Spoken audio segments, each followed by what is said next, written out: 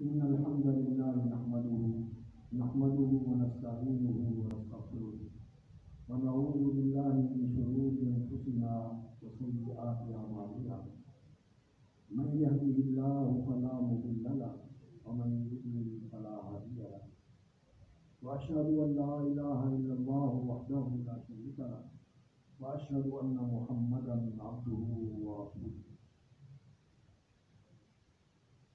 اللهم صل على محمد وعلى آل محمد كما صليت على إبراهيم وعلى آل إبراهيم إنك حميد مجيد اللهم بارك على محمد وعلى آل محمد كما باركت على إبراهيم وعلى آل إبراهيم إنك حميد مجيد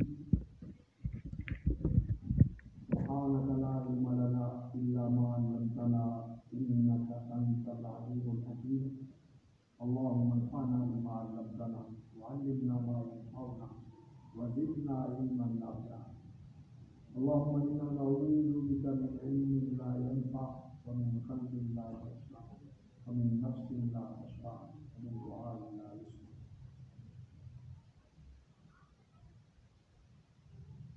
فضیلت الشیخ حضرت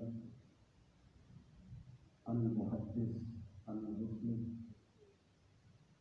مولانا محمد اللہ شجاعتی حفظہ اللہ وبارک فیہ اور دیگر فضیلت مآب علماء کرام اساتذہ مشائخ مجلس کی دیگر اور عزیز القدر طلباء کرام جنہوں نے بخاری شریف پڑھی اور اس کی تحریر کی ہے اور آج اس کے آخری حدیث کے درس میں تشریف فرما ہے اور انشاءاللہ العزیز وہ اس انتظامی دراسہ اور تعلیم کا مرحلہ مکمل کرنے کے بعد اپنی زندگی کے اندر عملی میدان میں قدم رکھنے والے ہیں اور توقع کرتے ہیں کہ ان کا تحصیل علم کا سلسلہ منقطع اور موقوف نہیں ہوگا، وہ جاری و ساری رہے گا موفقین ہے انشاءاللہ. اور جو ہمارے احباب گرامی، ہمارے محترم بزرگ اور بھائی اور عزیز بیٹے اس مجلس سے تشریف فرما ہے، میں اس اجتماع پر آپ سب کو مبارکباد دیتا ہوں کہ ہم علم کی مجلس میں، ذکر کی مجلس میں اللہ کی توفیق سے اکٹھے ہیں، جہاں رسول اکرم صلی اللہ علیہ وسلم کے فرامین کی متعلق اطلاعات ہوں. یہ علم وہ قرآن مجید کا علم ہو یا وہ احادیث نبویہ کا علم ہو، یہ علم کی مجلس ریاض الجنہ کی مجلس ہوتی ہے. یہ جنت کے چمن اور جنت کے باغ کی مجلس ہوتی ہے. اذا مررتم بریاض الجنت فارتعوا، فرمایا جب جنت کے چمنزاروں میں تمہارا گزر ہو تو وہاں سے اپنا دامن ڈھک جائے، وہاں سے پھول کھل جائے. یہ علم اور ذکر کی مجلس ہیں، یہ جنت کی چمنزار ہے، جنت کے باغ ہے. اور ذکر جو ہے جس طرح اللہ رب العزت کے اسماء الحسنہ کے ساتھ اللہ رب العزت کو پکارنا، اس سے دعا کرنا اور اللہ رب العزت کی توحید کا اقرار کرنا، اس کی تسبیح کرنا، اس کی حمد کے کلمات ادا کرنا اور اپنے آپ کو اللہ کے حوالے کر کے لا حول ولا قوت الا باللہ اپنی عاجزی اور دل بسی کا اعتراف و اظہار کرنے سے ذکر ہے. قرآن مجید بہترین ذکر ہے قرآن کی تلاوت. اسی طرح وہ علم جو شریعت کے احکام پر مشتمل ہے، جن میں یہ بتایا جاتا ہے کہ اللہ رب العزت نے اس چیز کا حکم دیا ہے اور یہ اللہ کو محبوب اور مطلوب ہے کہ بندے اس پر عمل پیرا ہو اور اس کو بجا لائے. اور اسی طرح جس چیز سے اللہ رب العزت نے منع فرمایا ہے اس کے بارے میں بتایا گیا کہ یہ اللہ کو ناپسند ہے، اور اللہ تعالیٰ یہ بندوں کو پسند نہیں کرتے کہ وہ اس کا احتساب کرے، عوامر و نواہی، اور اللہ رب العزت کے فرائض محرمات ان کو جاننا یہ بھی ذکر ہے، اس لیے کہ یہ اللہ کی طرف سے آئے، اللہ رب العزت کے بتائے ہوئے فرائض ہیں، اللہ رب العزت کے مقرر کیے ہوئے فرائض ہیں، اور اللہ کے متعین کیے ہوئے محرمات ہیں، ان کو جاننا یہ بھی ذکر ہے۔ اس لیے جب انسان انہیں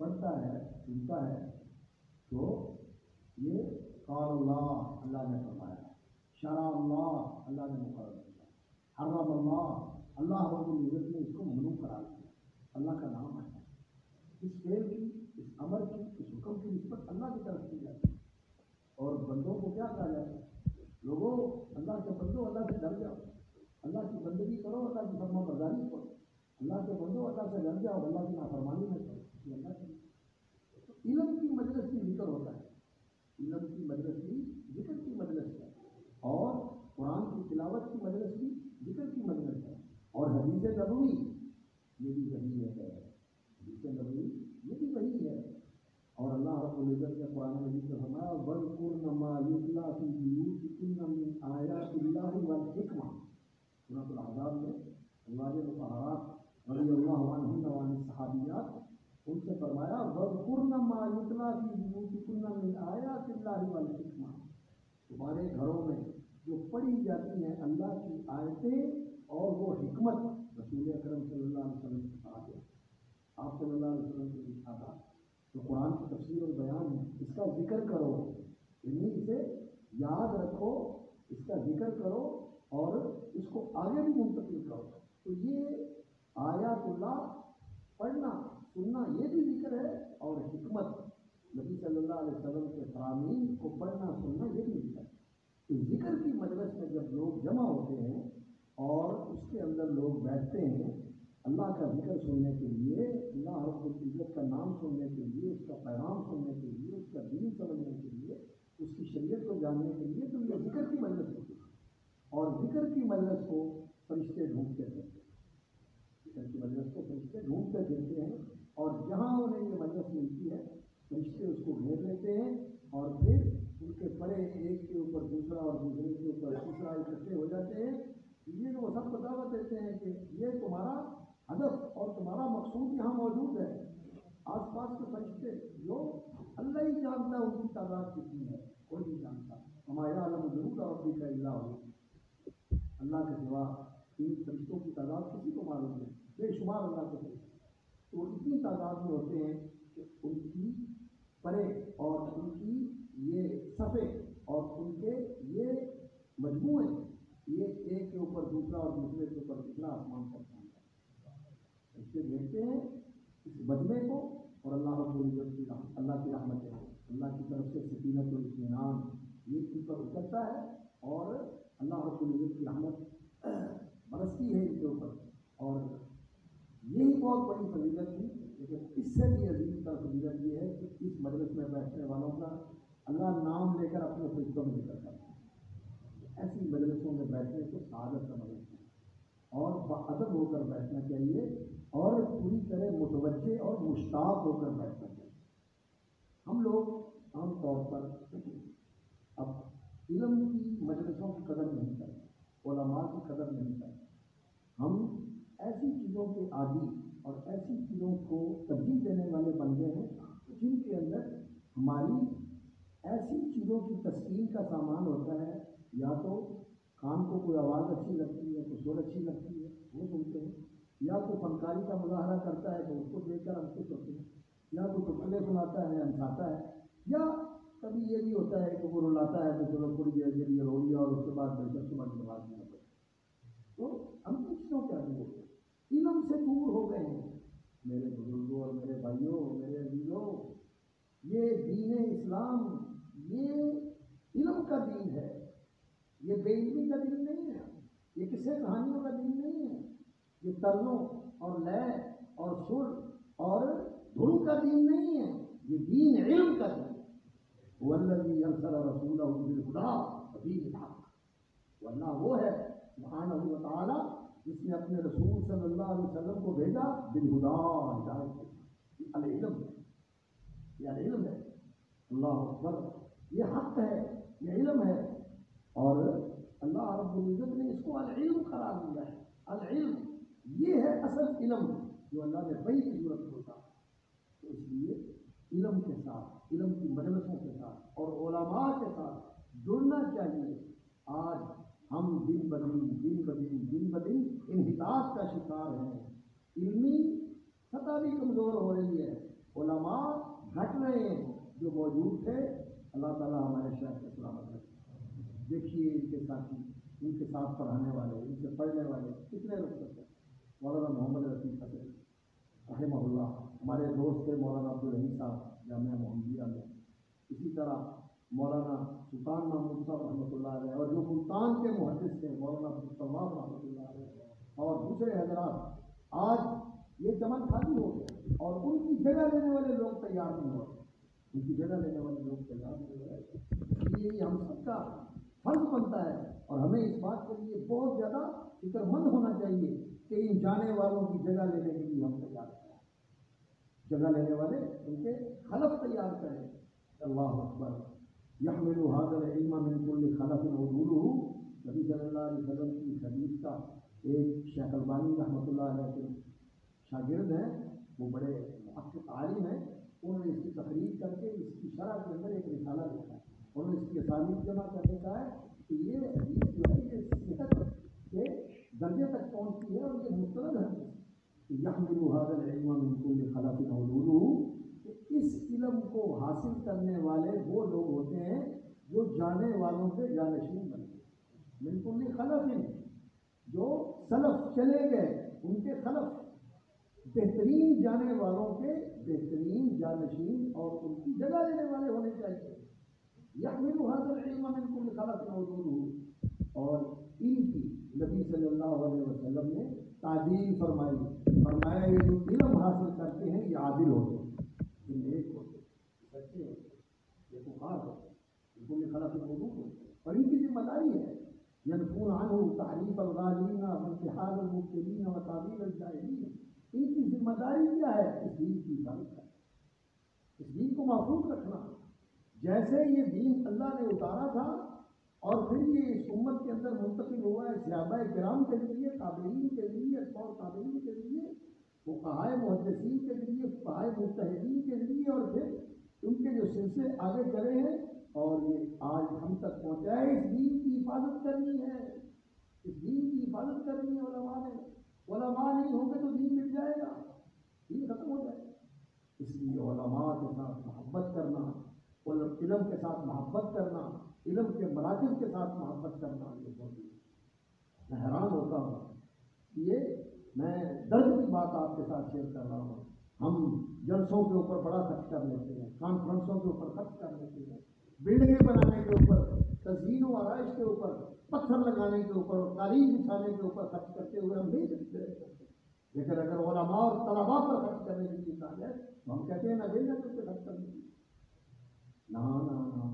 یہ لوگ ہیں جن کے ساتھ دین زندہ ہے، دین کھاتے ہیں. یہ میرے بھائیوں علم سے محبت، یہ علم بہت بڑی دولت ہے. اس کو اللہ رب العزت نے اس علم کے ساتھ نواز دیا، اللہ کا اس پر بڑا فضل ہے. اور جو اس علم کے خادم ہیں، حضرت ابو ذر رضی اللہ تعالیٰ عنہ کہا کرتے تھے، ان سے منقول ہے، ابن عبد البر رحمۃ اللہ علیہ نے جامع البیان علم و حدیث میں نقل کیا ہے. ابو ذر رضی اللہ تعالیٰ عنہ سے منقول ہے، اور بھی صحابہ سے اس کے الفاظ منقول ہیں.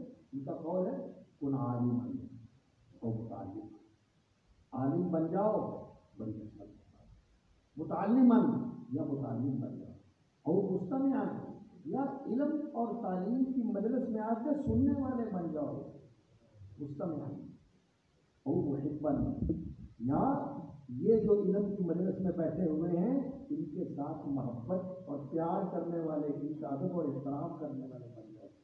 ولا تکن الخامس، یہ جو 4 کیٹیگری ذکر ہوئی ہیں ان میں سے کسی کے اندر شامل ہونے کی کوشش کرو. 5ویں میں گئے یعنی ان سے عالم بھی نہیں، متعلم بھی نہیں، سننے والے بھی نہیں، محبت کرنے والے بھی نہیں.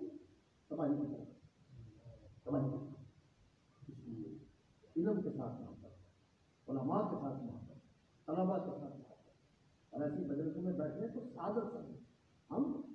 اللہ اکبر، جو بڑی آواز بلند کر کے اور اس کے ساتھ یہ ہمارے ساؤنڈ والے اللہ ان کو سلامت رکھے، یہ اس چیز کو بڑھا کر دیواروں کو لرزاتے ہیں، ہم کہتے ہیں ہمارے یار کیا کرنی چاہیے۔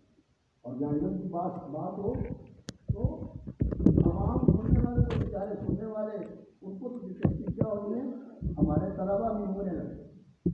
اللہ کے بندو، علم کے مشتاق بنو، علم کے مشتاق۔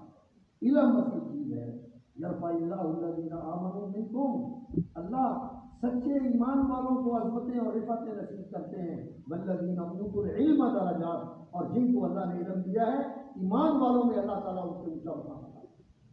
بہت عظمت، بہت عزت، بہت بلندی اور بہت زیادہ اللہ تعالیٰ شان اور کرامت کے ساتھ ان کو نوازا علم والوں کو ذریعے بلند کرتا۔ اس لیے میں عزیز طلبا سے نہیں کہتا کہ آپ اس بات سے دل پر داشتانہ ہو کہ قدر نہیں کرتے، اللہ تعالیٰ آپ کو اونچا کرتا ہے اور اللہ تعالیٰ آپ کی حفاظت بھی کرے گا، اور آپ اپنی زندگی کو علم کے لیے وقت، علم کے اندر خود بھی آپ کریں۔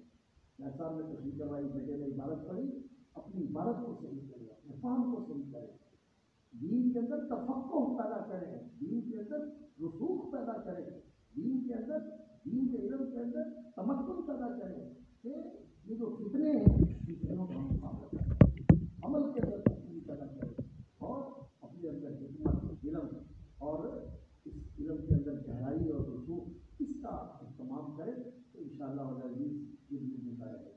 اور یہ جو کتاب ہے جس کی آپ نے آج آخری حدیث پڑھی ہے اور اس کے بارے میں گفتگو سننے کے لیے آپ بھی فرمائیں، اللہ اکبر، یہ کتاب الجامع الصحیح المسند المختصر من حدیث رسول اللہ صلی اللہ علیہ وسلم و سننہ وقیامہ، یہ جامع کتاب یعنی دین کے جتنے ابواب ہیں، عقیدہ اور ایمان، عبادات، نماز کے متعلقات، روزہ، زکوٰۃ، حج، جتنی عبادات ہیں یہ سب اس کتاب کے اندر ہے۔ عقیدہ اور ایمان، علم، یہ بھی اس کتاب میں ہے، عبادات بھی اس کتاب میں ہے، حج، عمرہ، زکوٰۃ، اعتکاف، اور اسی طرح زکوٰۃ، صدقات، اور اسی طرح نماز، نفلی نماز، فرضی نماز، سورج کے گرہن کی نماز، چاند کے گرہن کی نماز، بارش کے لیے نماز،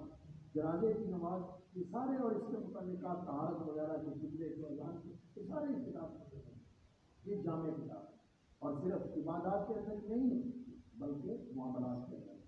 حیران ہو جاتا ہے آدمی جب دیکھتا ہے کہ امام بخاری رحمۃ اللہ علیہ نے بلوغ کے اندر اتنی توسیع توسع کے ساتھ ابواب بلوغ کو بہت توسع کے ساتھ اکٹھا کر معاملات، بیع و شراء کے معاملات ہیں، اور اللہ اکبر، حوالہ، کفالہ اور مظالم، جھگڑا ہو جاتا ہے، ان ساری چیزوں کو انہوں نے ذکر کیا ہوا، اور پھر جہاد کے متعلق، مساقات کے متعلق اور سلم کے متعلق، یعنی بیع اور شراء کے جتنے ابواب ہیں، فقہ کی کتابوں میں اتنی تفصیل نہیں ہے جتنی امام بخاری رحمۃ اللہ علیہ کی کتاب ہے۔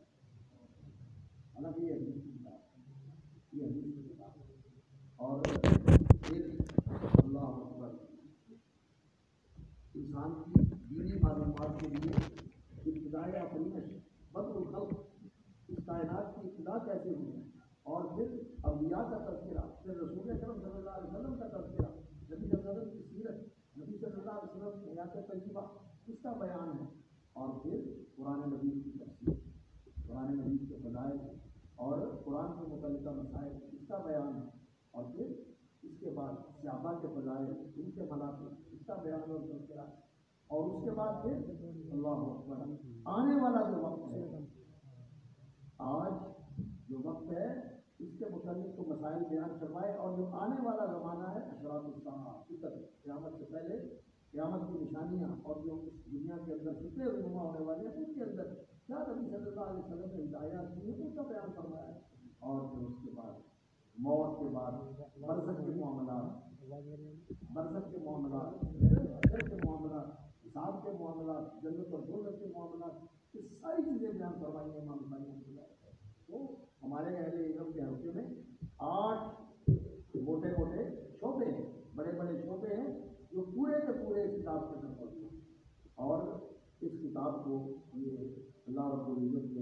و شرف بخشا ہے کہ امت مسلمہ کے علماء کا اتفاق ہے کہ اصح الکتب بعد کتاب اللہ، قرآن مجید کے بعد یہ صحیح ترین کتاب ہے، یہ صحیح ترین قرآن مجید کے بعد۔ اور قرآن مجید پہلی آسمانی ساری کتابوں کے اندر جو تعلیمات اللہ رب العزت نے نازل فرمائی تھی ان کو بہتر اور مکمل شکل میں اللہ رب العزت نے قرآن مجید میں بیان کر کے محفوظ کر دیا اور امت مسلمہ کا دستور بنا۔ یہ پہلی ساری کتابوں کی جامع کتاب ہے قرآن، اس میں سارے آسمانی صحیفوں کی تعلیمات ہیں۔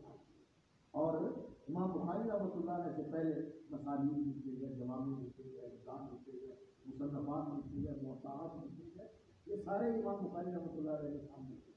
اور ان کے اندر جو کچھ بکھرا ہوا تھا امام بخاری رحمۃ اللہ علیہ نے اللہ اکبر بڑے بڑے لمبے سفر کر کے بڑے بڑے اساتذہ کے پاس جا کے ہر جگہ پر پہنچ کر یہ سارا علم سمیٹا اور جمع کر کے 16 سال لگائے اور 6 لاکھ احادیث و روایات ان کے سامنے اور ان میں سے انتخاب کر کے دن کی کتاب مرتب کی ہے اور اس کے اندر ان پہلی کتابوں کا سارا علم کا نچوڑ جمع کر یہ علم کا نچوڑ ہے۔ اور آپ دیکھیں اگر آپ اچھے طرح سے پڑھیں اور پہلے تو علماء کو یہ طریقہ ہوتا ہے کہ 3 4 استادوں کے ساتھ لائن دکھائی پڑتے اپنی جگہ پر جہاں مدرسے میں پڑھتے ہیں وہاں پڑھی، پھر اس سے بڑے استاد کے پاس پڑھے اور پھر بڑے استاد کے پاس پڑھے۔ ہم نے دیکھا حضرت حافظ مدنی صاحب رحمۃ اللہ علیہ کے پاس لوگ بخاری پڑھنے آیا کرتے ہیں، تو تیسری دفعہ آج اس سے بخاری پڑھتے لوگ، اس لیے کہ بخاری کے علوم جو ہیں اور بخاری کی جو فقہ ہے یہ ایک دفعہ سرسری گزر جانے سے نہیں آتی، اس کے لیے تو انسان کو ضرورت ہے تعمق کی اور تمام گہرائی میں جائے اور گہری نظر کے ساتھ اور گہری سوچ کے ساتھ۔ اور میں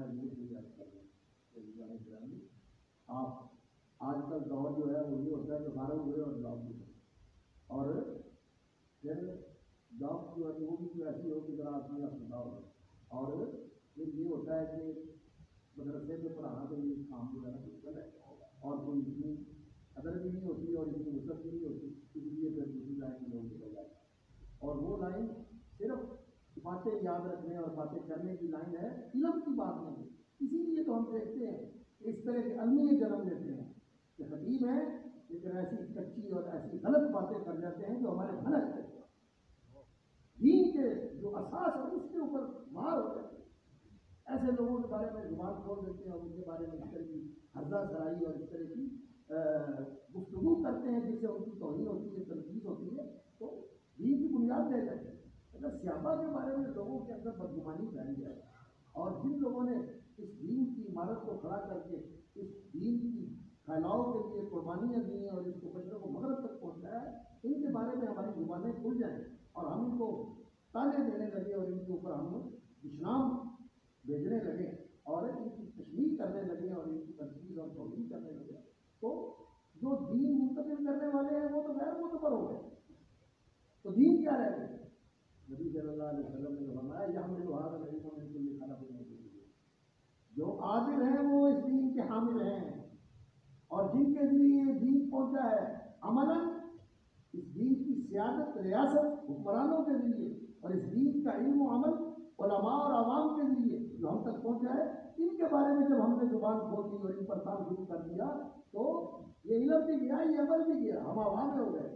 اسی لیے جن لوگوں نے ان کے اوپر زبان کھولی ہے آپ ان کی زندگیوں کے اندر جان کو دیکھ لیں، خدا کی قدم ان کے پاس دین کا کوئی ڈال ہے، ان کے چہرے بھی سیاہ ہے اور ان کی تاریخ بھی سیاہ ہے، کچھ نہیں نصیب ہوئی۔ اس لیے یہ کمزور دینی کی وجہ ہے، کمزوری کی وجہ ہے، پتہ نہیں ہے کہ علم کیا ہوتا ہے، پڑھا نہیں ہے اور عربی زبان پڑھنے کی اور عربی زبان کو سمجھنے کی صلاحیت نہیں، اردو کی کتابیں ڈھونڈتے ہیں، اردو میں علم ہے، علم تو عربی میں ہے، عربی کے اندر تمکن ہونا چاہیے، عربی کے اندر رسوخ ہونا چاہیے اور جو اہل علم ہے ان کی کتابوں کو پڑھنے کی انسان کے اندر صلاحیت ہوتی ہے۔ اس لیے میرے عزیزوں علم کے اوپر تعلم اللہ امام بخاری رحمۃ اللہ نے یہی تو بات کہی ہے کتاب علم کے اندر، حضرت عمر رضی اللہ تعالیٰ عنہ کا قول فرمایا तफक्कहू क़ब्ल अन तुसव्वरू। तो जिम्मेदारियाँ आने से पहले के लोग इलाके के आपसे आकर मसले पूछेंगे, आपको शेखुल हदीस की मसलन पेश की जाएगी, आपको किसी मदरसे के अंदर शेखुल तफसीर बनाया जाएगा, फिक़ह की किताब आपके सामने पेश की जाएगी कि पढ़ाओ जी। उस वक्त के आने से पहले अपने आप को तैयार कर। और इमाम बुखारी रहमतुल्लाह अलैह ने इसके ऊपर क्या तारीफ लगाई, फरमाते हैं वफ़ादा अन तुसव्वरू, शेखुल हदीस बनने के बाद भी पढ़ते रहना, फिर भी मुतालिया करते रहना, फिर भी अपने इल्म की तासीर को जारी रखना, हम कर सकते रोज करते वफ़ादा अन तुसव्वरू। और इमाम तिरमिज़ी रहमतुल्लाह अलैह उन्होंने ये कहा है कि ताल्लमू, सीखो सीखो इल्म सीखो, इंसान को सारी उम्र तालिब इल्म रहना चाहिए। वो अल्लाह के नबी मोहम्मद रसूलुल्लाह सल्लल्लाहु अलैहि वसल्लम जिनको अल्लाह ने भी तालीम दी और अल्लाह के भेजे हुए मुअल्लिम कुद्स जिब्रील अमीन ने भी तालीम दी। अल्लाह ताला ने अपनी तालीम का क्या कहा, वअल्लम अल्लाहु अलैकल किताब वल हिकमा वअल्लमका मा लम तकुन तअलम व कान फज़लुल्लाहि अलैका अज़ीम। अल्लाह ने आप पर किताब और हिकमत उतारी और आपको वो सिखाया जो आप नहीं जानते। अल्लाह का आप पर बहुत बड़ा फज़ल है कि अल्लाह ने आपको इल्म सिखाया। और मुअल्लिम कुद्स अल्लमहु शदीदुल कुव्वा ज़ू मिर्रतिन फस्तवा, बड़ी ताकत और कुव्वत वाला फरिश्ता जिसकी ताकत और कुव्वत का अंदाजा अल्लाह ही जानता है कितनी ताकत और कुव्वत रखना। पूरी ज़मीन को एक पर के साथ उठा के रखे अल्लाह रब्बुल इज़्ज़त ने ऐसी ताकत रखी है, पहाड़ों को उठा के रखे अल्लाह वो बड़ी ताकत वाला। अल्लमहु शदीदुल कुव्वा ज़ू मिर्रतिन फस्तवा व हुवा बिल-उफ़ुक़िल आला। उन्होंने नबी सल्लल्लाहु अलैहि वसल्लम को तालीम मुअल्लिम कुद्स ने अल्लाह ने भी सिखाया और अल्लाह के हुक्म से फरिश्ते ने भी आकर आप सल्लल्लाहु अलैहि वसल्लम को अल्लाह से सीखकर आगे सिखाया। और इसके बावजूद अल्लाह रब्बुल इज़्ज़त ने दुआ क्या सिखाई, रब्बि ज़िदनी इल्मा, अल्लाह मेरा इल्म बढ़ा, अल्लाह मेरा इल्म बढ़ा। ये देखो इल्म की तासीर को मौकूफ नहीं करना, मुताल्लिम रहना है। इन्नमा इल्म सीखने से आता है। लोग कहते हैं कि हाफ़िज़ा नहीं है, ये हाफ़िज़ा मोबाइल में खराब करते हैं, हम याद नहीं करते, हम कहते हैं मोबाइल में सर्च करके देख लेंगे, ढूंढ लेंगे, नहीं। इल्म जो है वो सीने का इल्म होता है, इल्म सफीने का इल्म नहीं होता।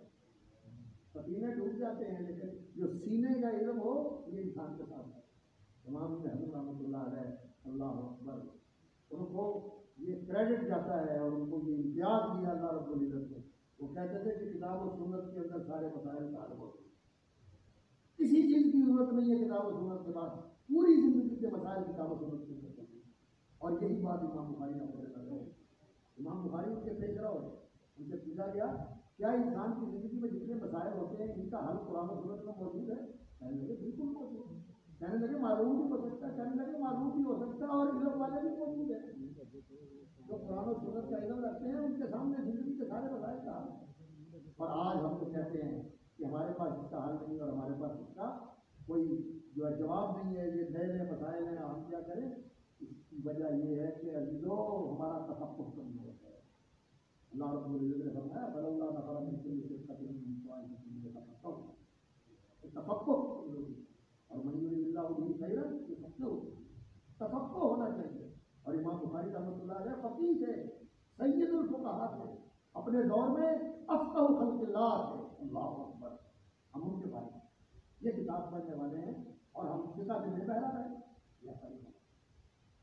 दीन की फ़क़ाहत है, दीन इल्म है और इल्म के साथ अमल भी है। नबील हक़ अरसलल हुदा बिल हुदा, नबील हक़ के साथ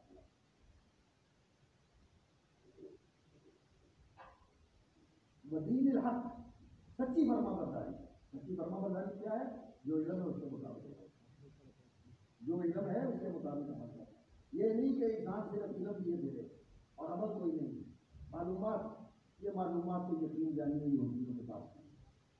इस्लामियात की चेयर कनाडा के अंदर, ऑस्ट्रेलिया के अंदर, अमेरिका के अंदर, यूके के अंदर, इंग्लैंड के अंदर, यूनिवर्सिटियों के अंदर इस्लाम की चेयर है, इस्लामियात की चेयर है और वहाँ यहूदी बैठे हुए, ईसाई बैठे हुए, मुल्हिद बैठे हुए, पढ़ते हैं, मालूम आता है उनके पास।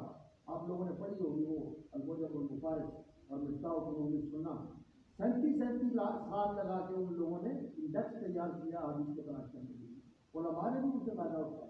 तो ये मालूमात तो उनके पास नहीं है, तो क्या ये मालूमात उनको फ़ायदा देंगे? ان کے اوپر حجت بنے گی یہ، پھر ان کو پتہ تھا لیکن انہوں نے مانا نہیں. اور ہم بھی ایسے بد نصیب ہو جائیں کہ معلومات ہماری جو ہے وہ ہمارا علم ہمارے خلاف نہیں، عمل کو عمل کو.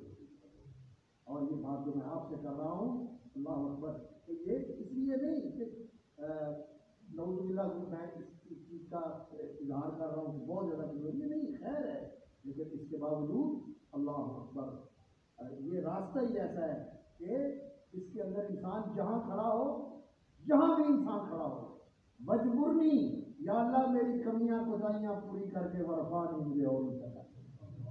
یہ راستہ ہی ایسا ہے، یہ راستہ ہی ایسا ہے، رفعتوں کا راستہ ہے. جب انسان اوپر دیکھتا ہے تو دیکھتا ہے کہ میں بڑا پیچھے ہوں، نیچے دیکھتا ہے تو اللہ کا شکر کرتا ہے.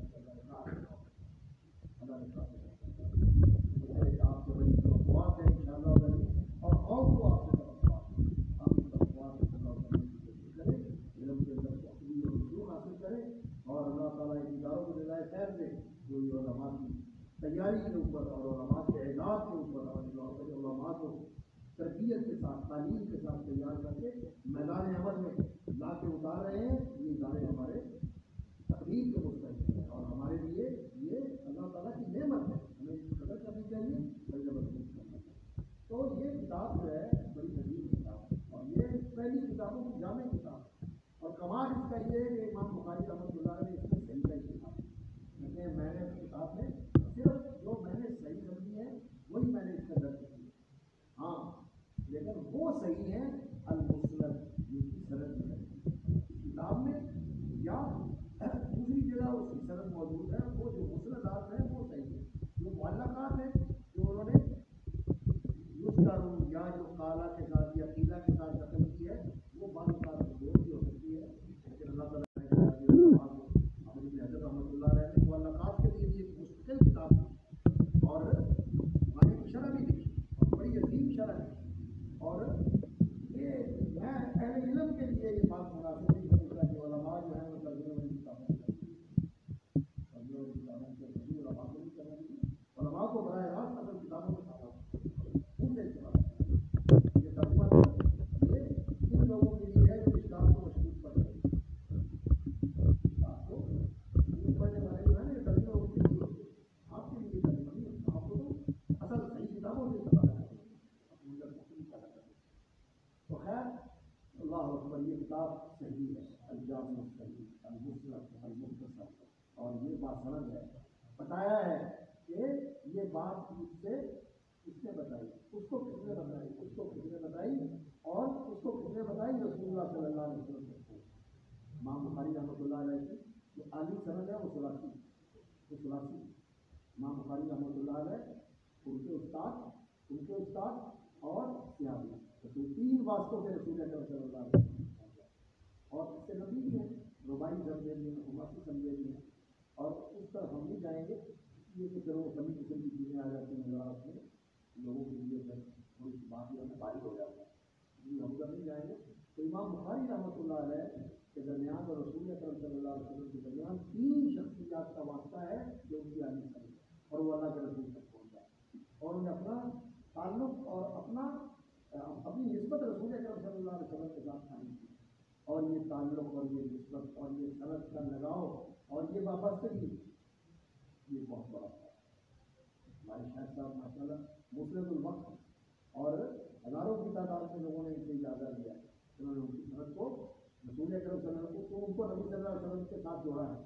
تو یہ نبی صلی اللہ علیہ وسلم کے ساتھ جڑے رہنا، یہ ہمارا سلسلہ ان کے ساتھ جڑا رہے، اور یہ جو ان سے چیز آئی ہے اس واسطے سے ہم تک پہنچی ہے.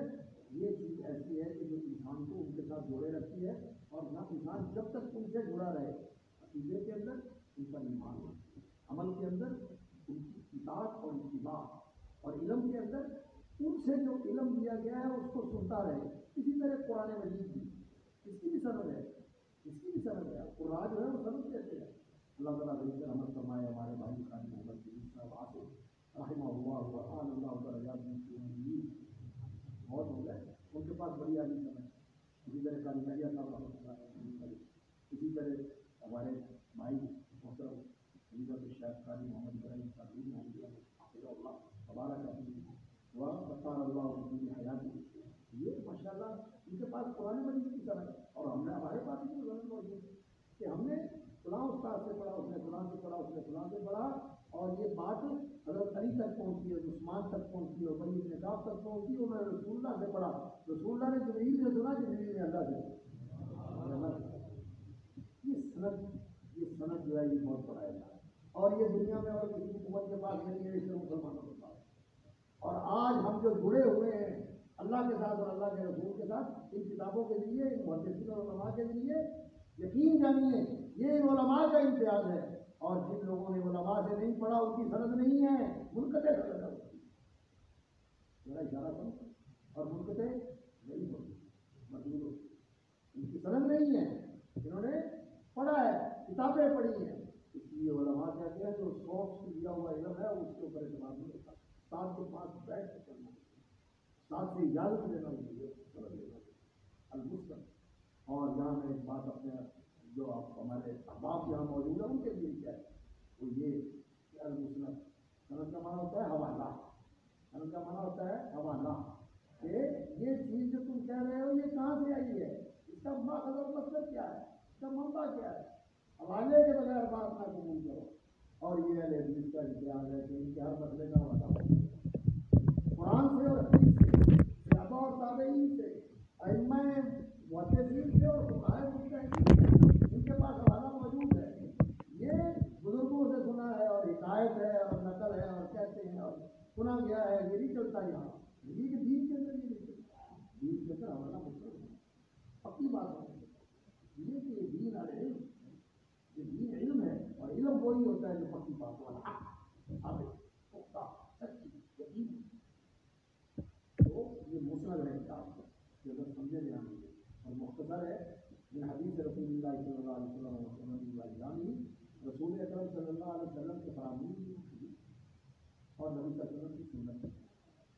رسول اکرم صلی اللہ علیہ وسلم نے جو فرامین ارشاد فرمائے، قرآن کی وضاحت، قرآن کے عام کی تخصیص ہے، مطلب کی تقلید ہے، کسی مبہم کا بیان ہے، کسی مشتبہ چیز کی توضیح فرمائی ہے رسول اکرم صلی اللہ علیہ وسلم نے اپنے ارشادات کے ساتھ، تو یہ قرآن کا بیان ہے، اس لیے کہ اللہ رب العزت نے فرمایا وَأَنزَلْنَا إِلَيْكَ الذِّكْرَ لِتُبَيِّنَ لِلنَّاسِ، ہم نے آپ پر یہ ذکر اتارا ہے تاکہ آپ لوگوں کے لیے اس کو بہت واضح کریں، وَمَا أَنزَلْنَا عَلَيْكَ الْكِتَابَ إِلَّا تُبَيِّنَ لِلنَّاسِ الَّذِي اخْتَلَفُوا فِيهِ، جو رب تعالیٰ نے کیا فرمایا، وَمَا أَنزَلْنَا عَلَيْكَ الْكِتَابَ إِلَّا لِتُبَيِّنَ لِلنَّاسِ مَا نُزِّلَ إِلَيْهِمْ، لوگوں کے لیے جو نازل کیا گیا اس کی آپ وضاحت کریں۔ تو اختلاف کے اندر لوگوں کی رہنمائی کرنا، یعنی سمجھنے میں جو لوگوں کا اختلاف ہے اس کے اندر وضاحت کرنا، یہ نبی صلی اللہ علیہ وسلم کی حدیث ہے، اور رسول اکرم صلی اللہ علیہ وسلم جو کہتے تھے اس پر عمل بھی کرتے تھے، جو کہتے تھے وہی کرتے تھے،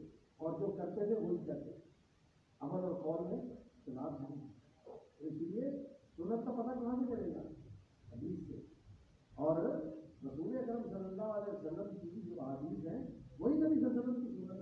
یہ جو لوگوں نے نیا فلسفہ تراشا ہوا ہے کہ حدیث تو حجت نہیں ہے، وہ تو تاریخ ہے، اور سنت جو ہے وہ حجت ہے، یہ جہالت، یہ فتنہ ہے اس طور کا، یہ جہالت کا فتنہ ہے، اور یہ فتنہ اس وجہ سے ہے کہ ان لوگوں کے ہاں یہ جو علماء ہیں نبی صلی اللہ علیہ وسلم کی مسلک پہ بیٹھ کے درس دینے والے، ان کی قدر نہیں ہے، یہ سکالروں کو دیکھتے ہیں، دانشوروں کو دیکھتے ہیں، ڈاکٹروں کو دیکھتے ہیں، پروفیسروں کو دیکھتے ہیں، اور ان علماء کو نہیں دیکھتے جن کا تزکیہ اللہ نے اس طرح کیا کہ انما یخشی اللہ من عبادہ العلماء، ان کو ان کی ان کے یہاں قدر نہیں ہے، وہ کہتے ہیں ڈاکٹر ہو، پروفیسر ہو، دانشور ہو، سکالر ہو، مجھے نہیں پتا اس کی آپ کو بھی میں کہتا ہوں کہ اپنے لیے بھی کرنا چاہیے، نہ پسند کیا جائے، عالم ہونا اور شیخ ہونا نہیں چاہیے، ان کا شیخ ہو اللہ اکبر، لوگوں کے لیے محترم ہو، لوگوں کے لیے بڑا ہو، اور دین کا عالم ہو، العلماء ورثۃ الانبیاء،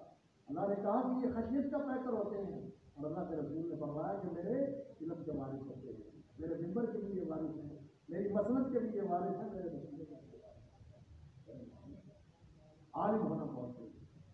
تو یہ جو انہوں نے بات کہی ہے یہ بالکل غلط ہے، حدیث رسول اللہ صلی اللہ علیہ وسلم کو سنن کا انجام ہے، آپ کی حدیث کی بنیاد بھی وہی کے اوپر ہے، اور آپ کے عمل کی بنیاد بھی وہی کے اوپر ہے، جیسا کہ قرآن میں فرمایا اللہ کو ما ينطق عن الهوى ان هو الا وحی یوحی، آپ کا قول دین کے اندر وہی ہے، دین کے اندر آپ کا قول وہی ہے، اور جو آپ عمل کرتے تھے دین میں اس کی بھی اللہ رب العزت نے وضاحت فرما دی، ان اتبع الا ما یوحی الی، میں تو صرف وہی کی کرتا ہوں، عمل بھی وہی کے اوپر، قول بھی وہی کے ساتھ، قول بھی وہی کے ساتھ، اور اسی لیے میری امام بخاری کو ایام ہی اور نبی صلی اللہ علیہ وسلم کی آپ کی تقریرات بھی اس میں چلی کہ آپ نے کسی چیز کو دیکھا، اس کی تصویر اور تقریر فرمائی، اس کو برقرار رکھا، انکار نہیں کیا، وہ بھی اسے بن جاتا ہے کہ اللہ کے رسول کے سامنے کیا، اللہ کے رسول کے سامنے کیا۔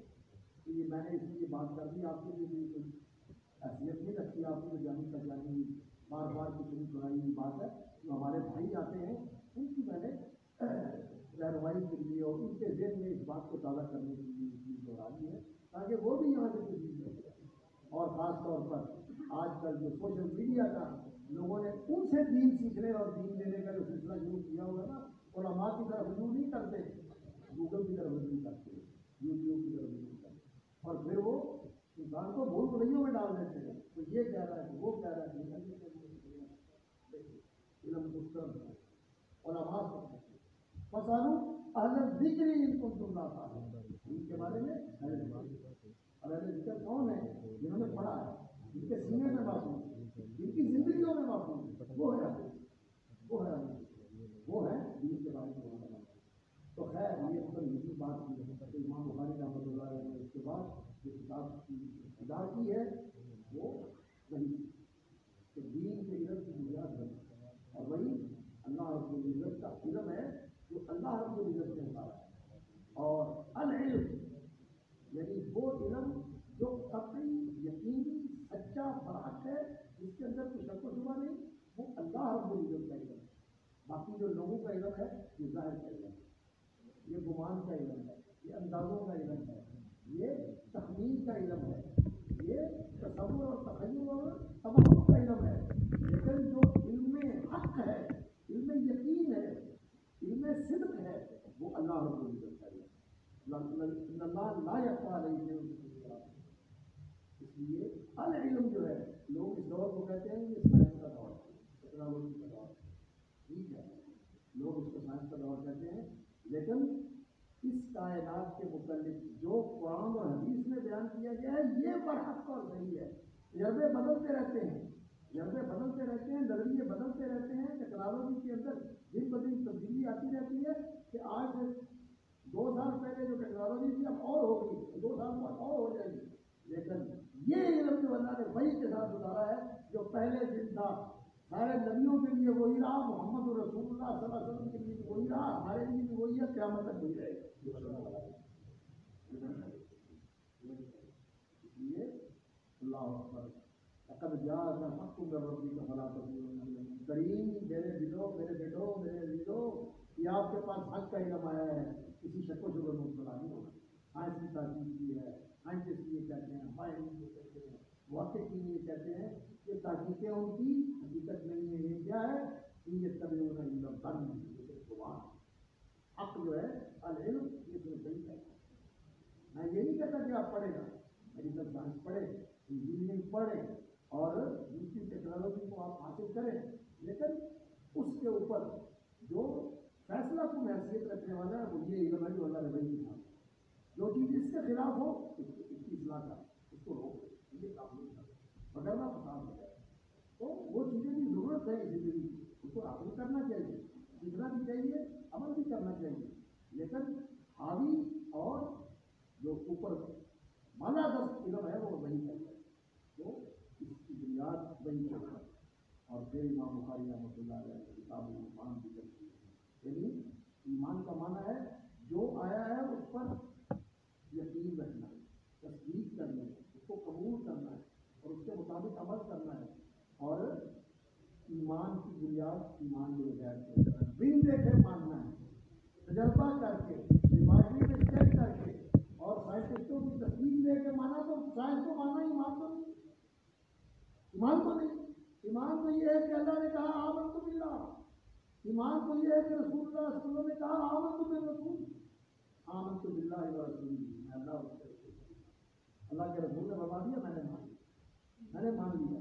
اور اگر لوگ یہ کہتے ہیں کہ یہ چیز ایسے ہے اور قرآن اور حدیث جو ہے اس کے خلاف ہے تو ہم کہیں گے کہ لوگ ابھی تک نہیں جانتے. جو بات قرآن کی ہے حق وہی ہے لیکن لوگوں کو ابھی پتہ نہیں, لوگوں کو ابھی پتہ نہیں. پکڑائے گا کہ پتہ چل جائے گا. آہستہ آہستہ چیزیں, یہ شاید بیٹھے ہوئے اور بھی علی میں بیٹھے ہوئے, کسی دور میں لوگ کہتے تھے کہ یہ حدیث تو عقل کے خلاف ہے کہ مکھی کے ایک پر میں شفا ہے اور ایک پر میں بیماری ہے. لوگ کہتے تھے کہ یہ کیسے ہو سکتا ہے, لیکن آج سائنس نے بتا دیا کیسے ہوتا ہے. مکھی جو ہے یہ بیماریاں لے کے پھرتی ہے, گندگی پہ جاتی ہے, وہاں سے بیماری اٹھاتی ہے اور آگے دوسری جگہ پر بیماری کے جراثیم منتقل کر دیتی ہے. اور اس کا مزاج ایسا ہے کہ وہ جو بیماری والا پہلو ہے اس کو پہلے اگر آگے منتقل کرتی ہے.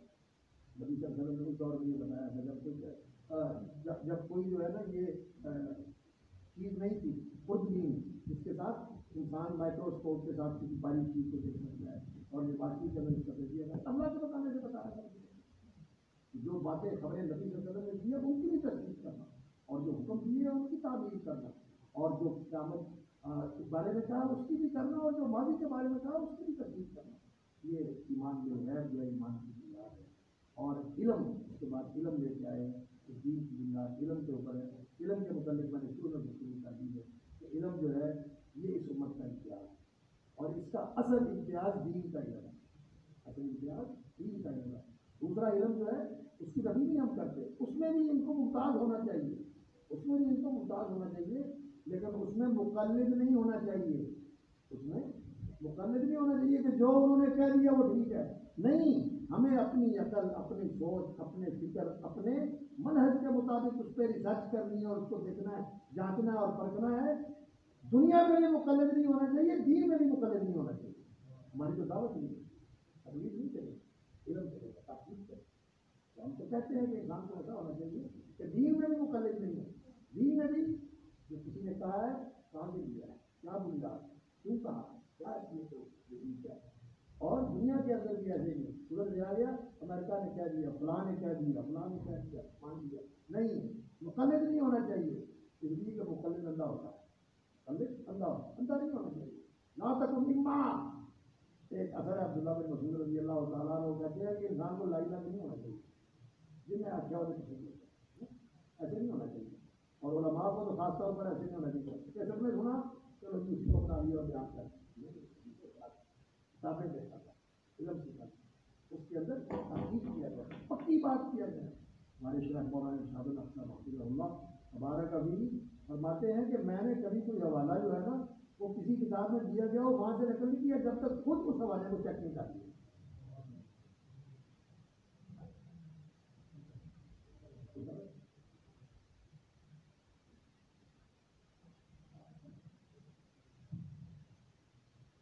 اللہ علم کے اندر تحقیق کے ساتھ چلا گیا. تو علم جو ہے یہ تحقیق کا راستہ بتاتا ہے. اور اس کے بعد پھر عبادات, وضو اور اس کے مسائل, عبادات کے مسائل, نماز کے, اس لیے کہ دین کی بنیاد ایمان اور علم کے بعد نماز کو عماد الدین نماز, اس کے اوپر توجہ دینی چاہیے. اور آپ سے میں بیٹھا کہوں گا, ہمارے بہت بڑے مربی اور مسئلے ہیں مولانا عتیق اللہ صاحب حفظہ اللہ مبارک رفیع, ان کی ہر مجلس کے اندر تلقین اور وصیت یہی ہوتی ہے کہ علماء ہو, طلباء ہو, عوام ہو, خواص ہو, کہتے ہیں کہ عقیم السلام, نماز بنیاد, دین کی اساس ہے, دین کا ستون, اس کے ساتھ نماز میں گزاری نہیں. اور پھر دوسرے مسائل ہیں, اور آخر میں جا کے پھر دو بات ذکر کی ہیں, دو کتابیں ذکر کی ہیں, کتابوں کے اعتصام کی کتابیں کا سننا اور کتاب التوحید. نبی صلی اللہ علیہ وسلم سے آج کے خطبات میں یہ منقول ہے مستر حاکم میں, اور موطا کے اندر بھی یہ روایت ہے, لیکن وہاں پہ سنت کے بغیر ہے کہ نبی صلی اللہ علیہ وسلم نے فرمایا ترکت فیکم امرین, دو چیزیں میں تمہارے اندر چھوڑ کے جا رہا ہوں, اور ان کو تم نے مضبوطی سے کام میں رکھا تو تم راہ راست پر رہو گے, گمراہ نہیں ہوگے. لن تضلوا ما تمسكتم به, کتاب اللہ و سنت رسول, و سنت کے لیے الفاظ ہیں. رسول حاکم کے اندر مسند یہ روایت موجود ہے, اور بھی کتابوں کے اندر موجود ہے. شیخ البانی رحمۃ اللہ علیہ نے ابن ابی عاصم کی جو سننا ہے اس کے اندر اس کا روایت ذکر کی ہے, وہاں سے فرمائی, اور بھی کتابوں کے اندر موجود ہے. تو دو چیزیں کبھی سے سمجھ چھوڑ دی. تو امام بخاری آخر میں تھے اس کتاب کو لے کے آئے ہیں کہ کتاب ختم ہو رہی ہے. تو وصیت یہ ہے کہ کتاب و سنت کو مضبوطی سے تھامے رکھو, اللہ کی کتاب کے ساتھ جڑے رہو, تعلما و دراستاً و تفقہا و تلاوتاً و تطبیقاً و عملا. اللہ کی کتاب کے ساتھ جڑے رہو اور نبی صلی اللہ علیہ وسلم کی سنت کے ساتھ جڑے رہو. فہما و دراستاً و روایتاً و تعلما و تعلیما و اشاعتا و تنفیذا, اس کے ساتھ جڑے رہو, ان کو مضبوطی کے ساتھ پڑھیں. تو کتاب و سنت کے ساتھ اپنے آپ کو وابستہ رکھیں, انشاءاللہ راہ راست پر رہو. اور یہ راہ راست آپ کو اللہ اکبر الحکمی بالصالحین نیکوں کے ساتھ ملا دے گا. اس کے پیش رہو, اور اس کے اولین امام اور آگو جو ہیں وہ کون ہیں؟ محمد رسول اللہ صلی اللہ علیہ وسلم, اور ان کے پیچھے ان کی جماعت. فرمایا علیکم بالجماعت, جماعت کو لازم پکڑو. جماعت کون ہے؟ فرمایا مان علیہ وصحابہ, جس کے میں اور میرے صحابہ ہیں, یہ جماعت. اس جماعت کے ساتھ ملنا ہے. اور اس جماعت کے ساتھ ملانے والے کون ہیں؟ امام عبداللہ بن مبارک رحمۃ اللہ علیہ نے فرمایا, جب حضرت عمر رضی اللہ تعالیٰ عنہ کی حدیث بیان کی کہ نبی صلی اللہ علیہ وسلم نے خطبہ دیا تھا اور آپ نے فرمایا کہ جماعت وإياكم والفرقة من اراد الحکومت الجنت فلیلزم الجماعت, یہ حدیثوں نے بیان کی. تو لوگوں نے امام عبداللہ بن مبارک سے پوچھا ہماری جماعت کہاں ہے؟ کہنے لگے ابو بکر و عمر. ابو بکر اور عمر الجماعت ہے, ابو بکر اور عمر سے. اور ابو بکر اور عمر رضی اللہ تعالیٰ عنہ کے بعد جو دوسرے خلفاء ہیں اور جو دوسرے ملوک ہیں, جو دوسرے حکام ہیں, جو کتاب و سنت کے مطابق چلتے رہے, ان کی عدالتوں میں کتاب و سنت تھا اور ان کے مسئلوں کے اندر علم کے حلقے تھے اور ان کے ذریعے یہ دین آگے منتقل ہوا. جو کو غلط ہے اس کا معاملہ اللہ کے ساتھ ہے. ہم کسی کی غلطی کو یہ نہیں کہ ہم اس کا دفاع کریں, لیکن جو لوگ چلے گئے ہیں, ہم کہتے ہیں کہ اب جس کا مقدمہ اللہ کی عدالت میں پیش ہو گیا, میں اور تو اس کے بارے میں منہ کھولے. اگر مقدمہ عدالت کے اندر زیر سماعت ہوتا ہے تو اس پر بات کرنا لوگ کہتے ہیں توہین عدالت ہے. تو جو اللہ کی عدالت میں چلا گیا اس پر میں فیصلے کرتا ہوں, مجھے یہ حق ہے, میں نہیں جا. اس لیے سلف کا منہج یہ ہے کہ زبان نہ کا معاملے اللہ کے ساتھ. ہاں, جو صحابہ ہے, جو نبی صلی اللہ علیہ وسلم کے اہل بیت ہے, جو رسول اکرم صلی اللہ علیہ وسلم کی ازواج مطہرات ہیں, آپ کی بنات طاہرات ہیں, ان کے ساتھ محبت کرنا یہ ہمارا ایمان. اس کے بارے میں دل کے اندر کھوٹ ہو تو یہ کھوٹ ایمان کی کمی, یہ نفاق, یہ منافقت ہے, یہ منافقت. اللہ اکبر. سورۃ توبہ کے اندر اللہ رب العزت نے جہاں رسول اکرم صلی اللہ علیہ وسلم کا مقام بیان فرمایا ہے, وہاں اللہ رب العزت نے نبی صلی اللہ علیہ وسلم کے جو پیروکار تھے, جن کے بارے میں منافقین نے زبان کان کھولی اور ان کے بارے میں کہا کہ یہ ہیں جنت میں جانے والے, یہ ہیں جہاد کرنے والے, یہ ہیں اس طرح کرنے والے. اور اس پر اللہ رب العزت کی طرف سے قرآن مجید کی آیتیں نازل ہوئی کہ لا تعتذروا قد کفرتم بعد ایمانکم, تم نے کفر کیا ہے. کیا کفر کیا ہے؟ ان صحابہ پر کی توحید. لا تعتذروا قد کفرتم بعد ایمانکم, انسان کا سب سے نبوت پر وہ کہتے تھے یہ قرآ, یہ کمزور سے لوگ, یہ جن کے پاس کھانے کا بھی پورا نہیں ہے, بھوکوں اور فاقوں میں مارے ہوئے ہیں, یہ جا کے رومیوں سے لڑے اور یہ جنت کے پاس سے بنے, یہ کیسی باتیں کریں؟ مذاق اڑا توہین کا استہزاء کا. تو اللہ رب العزت نے فرمایا اب اللہ و آیاتہ و رسولہ کنتم تستہزئون, اللہ اور اس کے رسول اور اللہ کی آیتوں کا تم مذاق اڑاتے ہو. سچی بات یہ ہے کہ جو علماء ہوتے ہیں, سچے علماء, اور جو خلفاء ہیں رسول اکرم صلی اللہ علیہ وسلم کے خلفائے راشدین, یہ آیات من آیات اللہ, یہ اللہ کی نشانیوں میں نشانی. ان کا مذاق اڑانا اور ان کے بارے میں کام کرنا تو اللہ کی آیتوں میں اٹھانے کا کام کرنا ہے.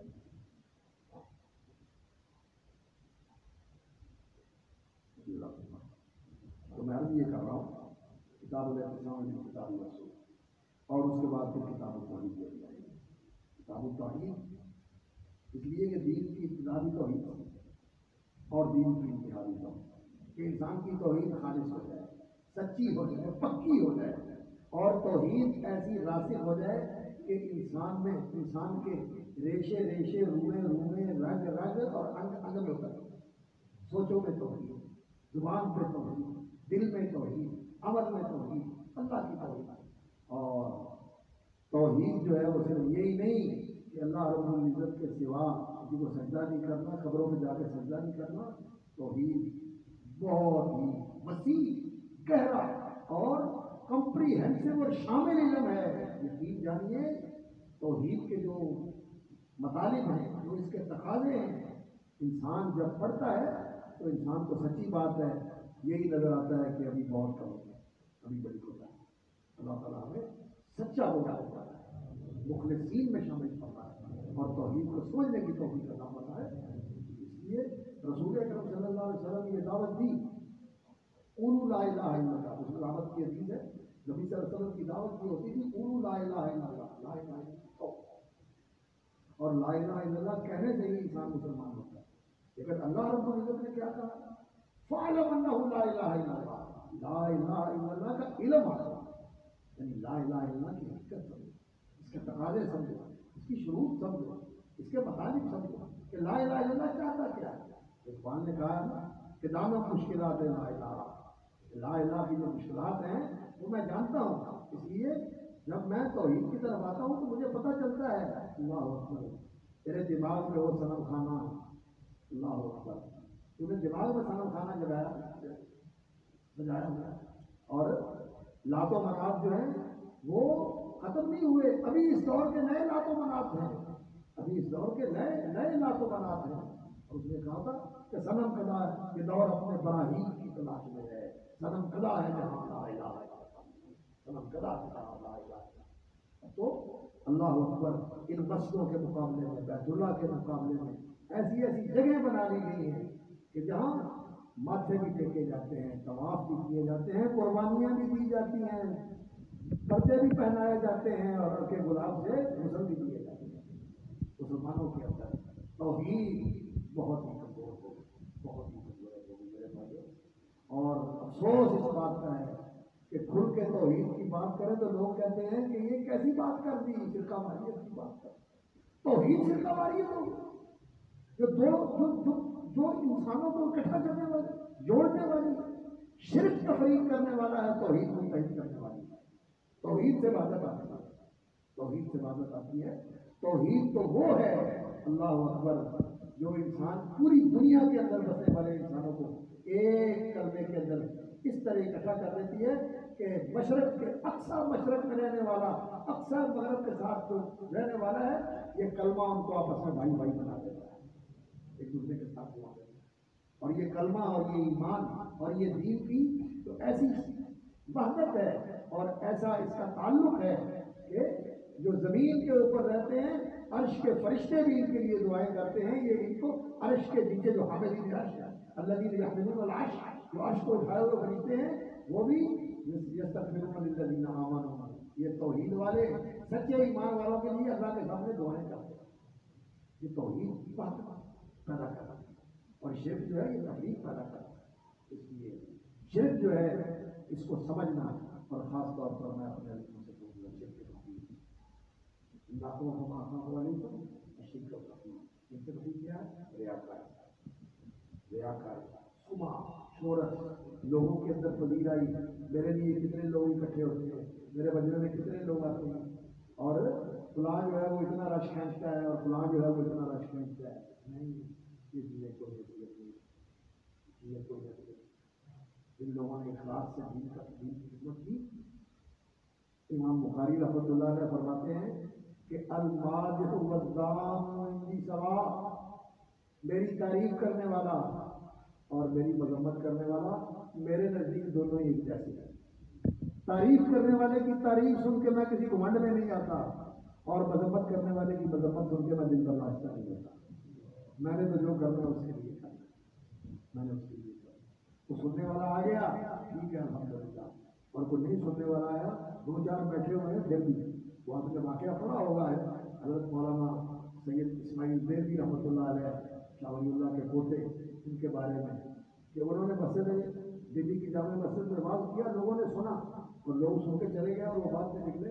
ایک بوڑھا آیا تو کہنے لگا مولوی اسماعیل کا آواز تھا، یہاں تو میں سننے کے لیے آیا ہوں. کہنے لگے آؤ مولوی اسماعیل کا آواز میں تمہیں دوبارہ سنا دیں گا. ایک کو بات سنا. یہ لوگ تھے جو اللہ کے لیے کرتے ہیں، اور ہم کس کے لیے کرتے ہیں؟ اللہ تعالیٰ ہمیں بھی اخلاص کی توفیق عطا فرمائے۔ یہ شرک خفی یہ بہت خطرناک ہے، یہ بہت خطرناک ہے۔ اس لیے سچی بات ہے وہ حدیث جس کو سناتے ہوئے ابو بکر کو غشی پڑتی ہے، ابو ہریرہ رضی اللہ تعالیٰ عنہ کو غشی پڑتی ہے اور ان کے شاگرد کو غشی پڑتی ہے، وہ حدیث ہمیں بار بار پڑھتے ہیں۔ اب بروبر مسجر ہوئی وہ شرک خفی کا ہوتا ہے، اور یہ شرک خفی جس وقت ایسا بن جاتا ہے کہ انسان کی زندگی کا مقصد ہی ہے کہ لوگوں کے اندر اس کی واہ لوگ اس سے راضی ہوں، تو اللہ رب العزت ایسے ریاکار کو اور ایسے لوگوں کی تعظیم اور لوگوں کی داد کے طلبگار کو کافروں سے پہلے جہنم میں ڈالے گا۔ اس لیے اخلاص پر توحید کا اصل مقصد یہ ہے اخلاص۔ اور اس دور کے اندر میں اپنے بزرگوں اور بھائیوں سے بھی یہ بات عرض کرنا چاہتا ہوں کہ اس دور کے اندر پیسہ ڈالر بانڈ سونا چاندی یہ سب کچھ ہے، اس کے لیے لوگ ہر چیز کو بھولے ہوئے ہیں، اللہ رسول پیچھے چلے گئے۔ پیسہ سونا چاندی جائیدادیں جاگیریں یہ پہلے آ گئی۔ اس لیے آج لوگ ان کے بندے بنے ہوئے ہیں، اور یہ بھی شرک ہے کہ انسان ان کا پرستار بن جائے۔ نبی صلی اللہ علیہ وسلم نے بدعا دی ہے، تائیس عبد الدرہم، تائیس عبد الدینار، تائیس عبد الخبیث۔ جو درہم کا بندہ ہے، جو دینار کا بندہ ہے، درہم چاندی کا ہوتا تھا، دینار سونے کا ہوتا تھا، سونے چاندی کا بندہ جو ہے تائیس عبد الخبیثہ، اور جو اللہ اکبر کپڑوں کا بندہ ہے، اسے فیشن کی ہے، اللہ کی نافرمانی کرتا ہے، کپڑے پہن کے تکبر کرتا ہے، اکڑ کر اترا کر زمین پر چڑھتا ہے، اسی لیے اسے اپنی شکل بنانے کی اور اپنے آپ کو اپنے مظہر کو اور اپنی لک کو بہتر بنانے کے لیے ہی لگا ہوا ہے، اسی کے لیے سوچتا ہے۔ کئی لوگوں کی یہی فکر ہوتی ہے میرے کپڑے اچھے ہونے میری شکل اچھی ہونی چاہیے، اور شکل کو بہتر بنانے کے لیے اپنی شکل کو مسجد کرتے رہتے ہیں، پسند کرتے ہیں۔ جو اللہ نے زینت دی ہے، حسن دیا ہے، اگر یہ چہرے کے اوپر ہو تو وہ کہتے ہیں کہ میرا چہرہ برا لگ رہا ہے۔ اور کوئی دور تھا جس کی توہین اور تذلیل کرنی ہوتی تھی، جس کی تاکید کرنی ہوتی تھی، اس کی شیئر کر دی جاتی ہے۔ اور آج یہ تذلیل اور تاکید اور توہین ہم خود اپنے ہاتھ سے کرتے ہیں، سوچ ہی بڑی پتہ ہی نہیں کیا عقلی بھائی۔ اور اسی طرح خواتین کا حال ہے، ان کو تو بس فیشن کی ہے، موسم کی فکر میں شرم و حیا، سردی میں بھی ایسا لباس پہنا ہوا جس میں جسم جھلک رہا ہو۔ اور اللہ اکبر جب عام طور پر زندگی کے اندر ہوتی ہیں تو پھر بھی کوئی پردہ ہوتا ہے، پھر بھی کوئی موٹا لباس ہوتا ہے، اور جب کوئی فنکشن ہوتا ہے تو پھر تو بال بھی کھلے ہوئے، سینہ بھی بڑا ہوا، اور سائڈوں سے جسم بھی جھلکتا ہوا۔ انا للہ و انا الیہ راجعون۔ ایسا شرمناک منظر ہوتا ہے کہ انسان زمین میں بیٹھے ہوئے یہ مسلمان کے عبد الخبیث، یہ شرک جو ہے یہ بڑا خوفناک ہے۔ تو توحید کو سمجھنے کے لیے ہم سمجھتے ہیں کہ ہم واحد ہیں، اللہ کا شکر ہے کہ ہم بہت سارے شرک سے بچے ہوئے ہیں، لیکن شرک بڑی خطرناک ہے، اس کو بہت اچھی طرح جاننے کی ضرورت ہے، بہت اچھی طرح سمجھنے کی ضرورت ہے، اور اس سے بچنے کی ضرورت ہے، اور اس کے ساتھ دعا بھی کرتے رہنا چاہیے۔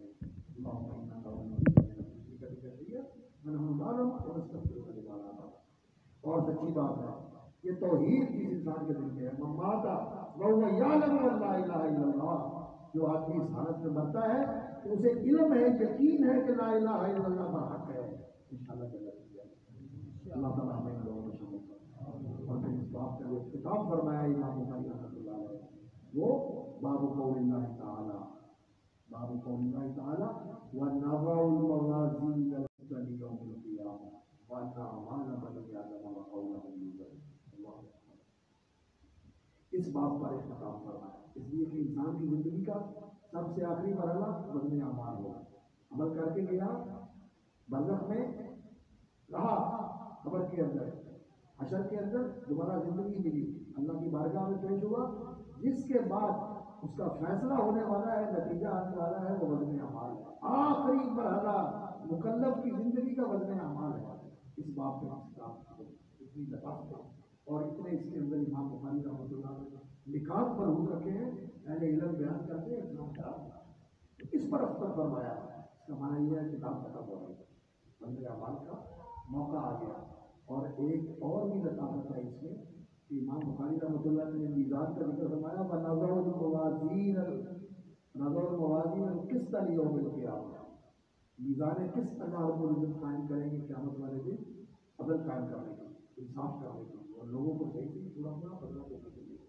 تو امام بخاری رحمۃ اللہ علیہ نے اس کی طرف اشارہ کیا، لوگوں دین کے مسائل کے اندر اور دین کے امور کے اندر صحیح اور مستند چیز کو پہچاننے کے لیے یہ ہم نے آپ کو ایک میزان اور ایک اسٹینڈرڈ اور ایک معیار دے دیا.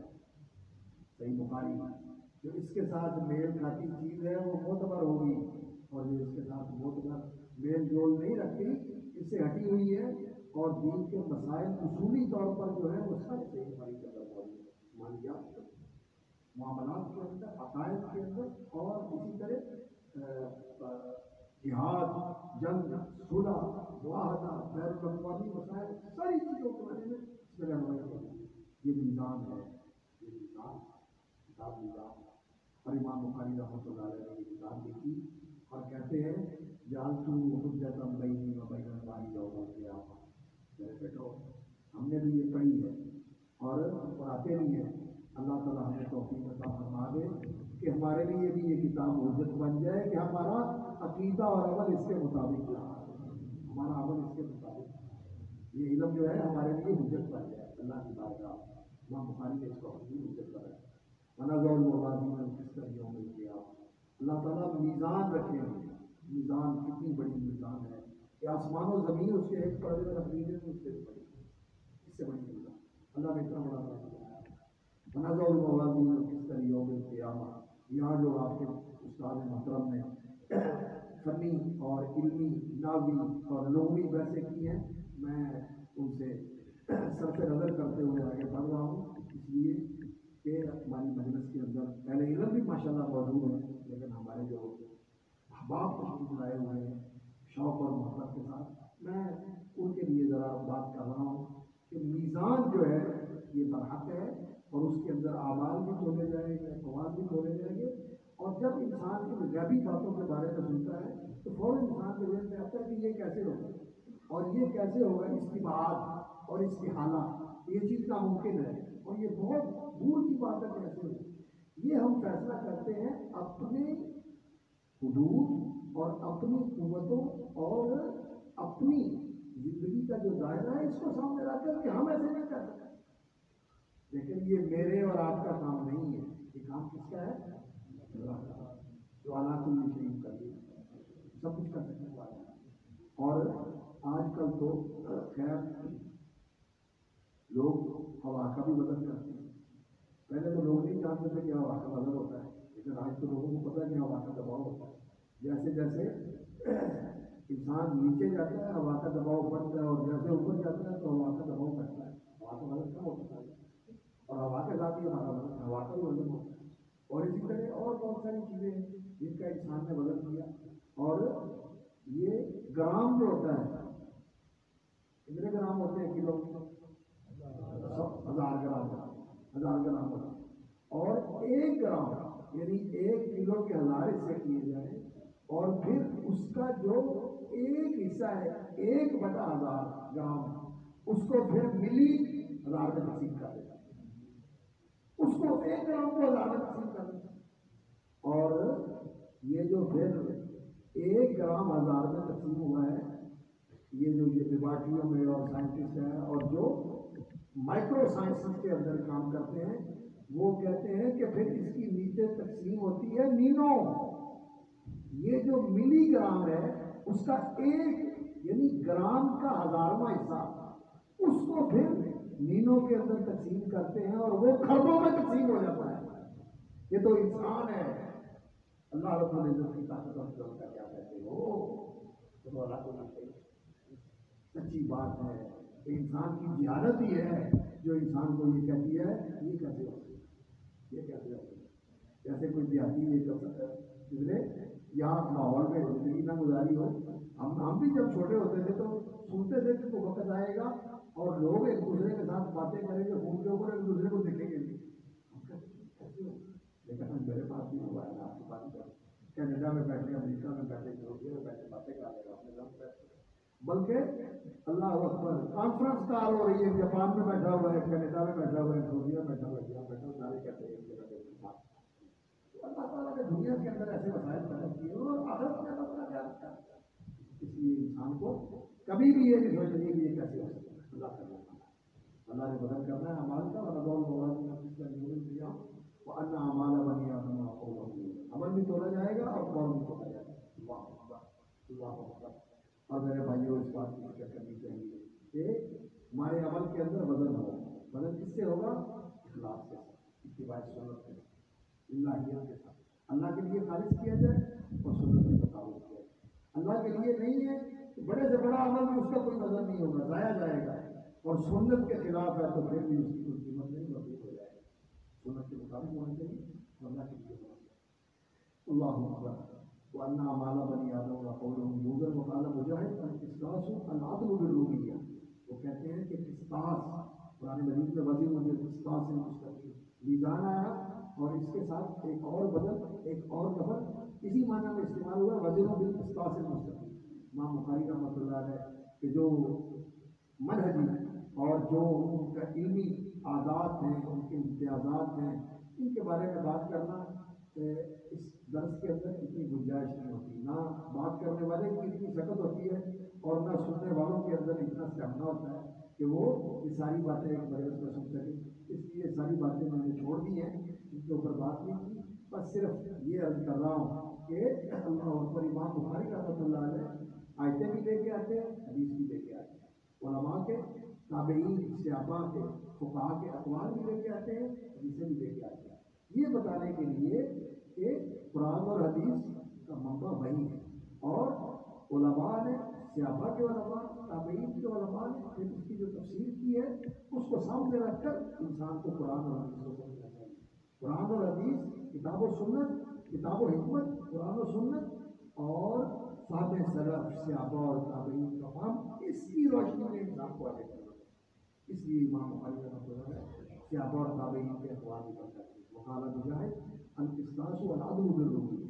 تو قسطاس کا لفظ جو ہے یہ کہتے ہیں کہ رومی زبان میں, روم اور یونان اب تو دو ہو گئے, وگرنہ پہلے علمی طور پر یونان تھا اور سرکاری حکومتی سطح پر روم نے بڑی وسیع سلطنت قائم کی. سکندر مقدونی بڑی وسیع سلطنت تھی. یورپ اور ایشیا اور افریقہ بڑے ملکوں کے اوپر اس نے حکومت قائم کی تھی. تو اس لیے وہ روم جو تھا وہ مرکز تھا, اور ان کی زبان کی اصل جو ہے وہ لاطینی زبان ہے, لاطینی زبان, اور یورپ کی ساری زبانوں کی اصل لاطینی زبان ہے. تو لاطینی کے اندر, رومن کے اندر اور اسی طرح دیگر زبانوں کے اندر قسطس اور جسٹس, قاف اور جیم, گاف بھی آ جاتا ہے, جیم بھی آ جاتی ہے, اور قاف بھی آ جاتا ہے, اور غین بھی آ جاتی ہے. غین بھی, قاف بھی, جیم بھی, گاف بھی, یہ سارے الفاظ ایک دوسرے کی جگہ پر آ جاتے ہیں, ایک دوسرے کی جگہ پر آ جاتے ہیں. تو قسطس وہ کہتے ہیں کہ عدل بالرومیہ, اور انگریزی میں بھی جسٹس جیم کے ساتھ استعمال ہوتا ہے. جسٹس کس کو کہتے ہیں؟ ان سے عادل کر. انہوں نے کہا کہ یہ قسطاس جو ہے عدل کے معنی میں استعمال ہوتا ہے. عظیم من قسطاس المستقیم, یعنی ترازو, قسطاس. اور پھر کیونکہ قسطاس کا لفظ آیا اور موازین القسط, اس کا لفظ اوپر آیا, وہ یقال القسط مصدر المقسط. یہاں ایک اور ضروری نقطہ انہوں نے بیان کر دیا کہ قسط اور قسط عربی زبان کے اندر بڑی نزاکت اور حساسیت بھی ہے. زبر زیر سے معنی بدل جاتا ہے. اس لیے شیخ صاحب نے کہا نا کہ مصدر المقسط نہیں, مصدر المقسطی. تو آپ کو توجہ دلائی نا, زبر زیر سے کام خراب ہو جاتا ہے, فاعل کا مفعول بن جاتا ہے اور مفعول کا فاعل بن جاتا ہے. تو یہ چیزیں جو ہے نا یہ یاد رکھنی پڑتی ہے. تو قسط اور قسط یہ عربی زبان کے اندر لفظ ایک ہی ہے, قاف سین قا, قاف سین قا.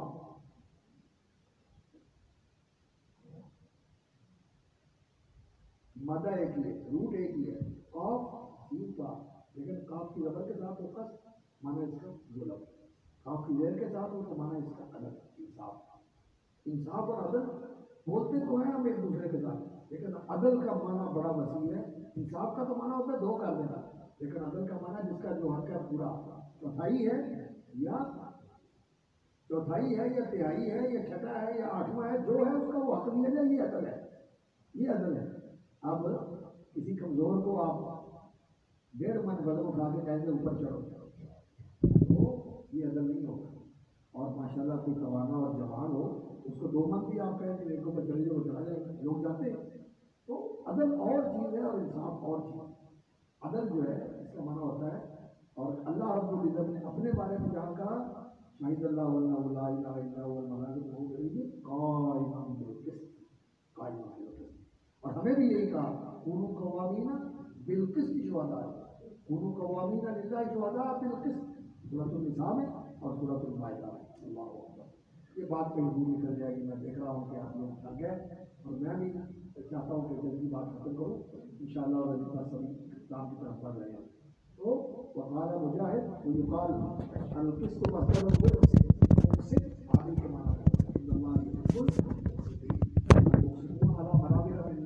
हदीस में भी आता है, कुरान में भी आता है। अल्लाह ने ये हुक्म दिया है अक़सितू, अदल कर, इन्नल्लाह युहिब्बुल मुक़सितीन, अदल करने वालों से अल्लाह मोहब्बत है। और अदल जो है अगर दुनिया में हो सकता है तो वो अल्लाह के उतारे हुए निज़ाम अदल के मुताबिक हो, जो नबी लेके आए। अगर सल्लल्लाहु अलैहि वसल्लम की मदीनाती वांज़लना माहुल किताब वल मीज़ान लियक़ूमन नासु बिल क़िस्त, लियक़ूमन नासु बिल क़िस्त। और अदल किया है कायम, हज़रत उमर का अदल, हज़रत अबू बकर का अदल रज़ियल्लाहु तआला अन्हु, और रसूल अकरम सल्लल्लाहु अलैहि वसल्लम का अदल, जिन्होंने कहा था कि अगर मोहम्मद सल्लल्लाहु अलैहि वसल्लम की बेटी फातिमा भी चोरी कर ले तो मोहम्मद उसका भी हाथ था सल्लल्लाहु अलैहि वसल्लम। ये नहीं कि अगर कोई कार वाला है तो ये अदालत में नहीं जाए, अगर कोई इख्तियार वाला है तो वो उसको अदालत में बुला सकती है, और बुलाए भी तो बुलाती रहेगी, जाती नहीं। ये नहीं है। अदल ये है कि जो अल्लाह का हुक्म है वो पूरा होकर रहेगा, वो नाफिज होकर रहेगा, किसी के लिए कोई इस्तेमाल। तो जब हज़रत मुरैह जब आया था तो उसका पाँव आ गया एक देहाती की ना, किसी देहाती का पाँव आ गया उसके तहमत के ऊपर, तहमत जमीन के ऊपर गिरा। तो जब पाँव आया तो तहमत उसका खुल गया, उसको शर्मिंदगी महसूस हुई कि मेरा तहमत खुल गया। उसने पीछे मुड़ के उसके थप्पड़ मारा देहाती को, काफी प्रभाव का हो गया। अल्लाह ने उमर के पास चला गया, ये शहजादा है, ये अपने इलाके का राजा है, इसने मुझे थप्पड़ मारा है। बुरा नहीं कहा कि तूने इसको क्यों मारा है? कहता है मैं बादशाह हूँ, राजा हूँ, अपने इलाके का मैं मालिक हूँ, और ये एक देहाती बदली आदमी है, इसने मेरे लिबास के ऊपर जो है ना वो पाँव रख दिया, मुझे बेलिबास करने लगा, इसलिए मैंने मारा। उन्होंने कहा या इससे माफ़ी मांगो या फिर बदला दो, बदला दो। बदला क्या? जैसे आपने मारा वैसे ही मारेगा।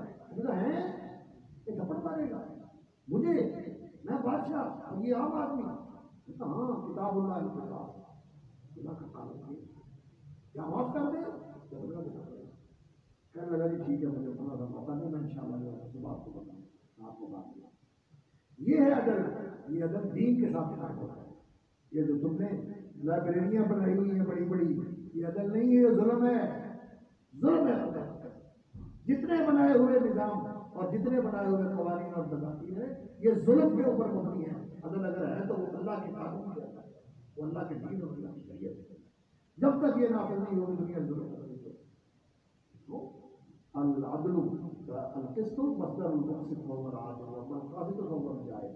और उसके बाद फिर इमाम बुखारी रहमतुल्लाह अलैह ने इसमें भी करती है قال حدثنا احمد بن اشكاب قال حدثنا محمد بن فضيل عن عمارة بن القعقاع، عمارة نہیں عمارة، عن عمارة بن القعقاع عن ابي زرعة عن ابي هريرة رضي الله تعالى عنه قال قال النبي صلى الله عليه وسلم كلمتان حبيبتان الى الرحمن خفيفتان على اللسان ثقيلتان في الميزان سبحان الله وبحمده سبحان الله اللہ اللہ۔ سند کے پڑھنے کا اپنا مزہ ہے، سچی بات ہے۔ جب ہم سند پڑھتے ہیں نا اور اپنی سند کا بھی استحضار کرتے ہیں کہ ہم نے اپنے استاد سے پڑھا تھا، انہوں نے اپنے استاد سے پڑھا تھا، اور وہ دور یاد آ جاتا ہے جب استاد کے سامنے بیٹھ کے پڑھا، اور اس دور کی اپنی نظر ہے اور اس دور کی اپنی فرنگ ہے جب انسان تعلیم کے زمانے میں ہوتا ہے تو یاد آ جاتا ہے، اور پھر امام بخاری تک ہمارا واسطہ پہنچتا ہے۔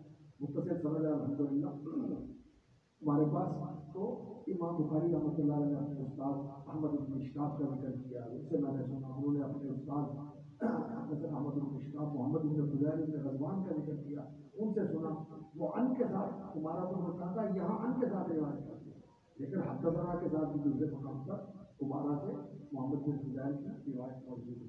ان ابی زرعہ یہ تابعی ہے اور یہ بھی اپنی کلیت کے ساتھ معروف ہے، یعنی ابو ہریرہ ان کا نام عبد الرحمان تھا اور ان کا نام جو ہے وہ ابو زرعہ کا حرم بھی بتایا گیا اور اپر بھی بتایا گیا ان کا نام جو ہے، لیکن اپنی کلیت کے ساتھ کہتے ہیں ابو زرعہ کا ہے اور ابو ہریرہ کے ملازم شاگرد ہے، بڑا وقت میں ابو ہریرہ رضی اللہ تعالیٰ عنہ اور سیدنا ابو ہریرہ رضی اللہ تعالیٰ عنہ یہ حافظ الحدیث اور راویۃ الاسلام، اللہ نے ان کے ذریعے بہت ساری احادیث امت تک منتقل کر 5000 سے زیادہ روایات وہ بیان کرتے ہیں۔ قال قال نبی صلی اللہ علیہ وسلم، ابو ہریرہ رضی اللہ تعالیٰ عنہ نبی صلی اللہ علیہ وسلم کی حدیثوں کے بڑے علمی حدیث اور حافظ تھے اور نبی صلی اللہ علیہ وسلم کی مجلس سے جدا نہیں ہوتے تھے کہ آپ کو فرمائے تو میں محروم نہ رہے، محروم نہ رہے، ہر وقت ساتھ، ہر وقت ساتھ، ہر وقت اللہ اکبر۔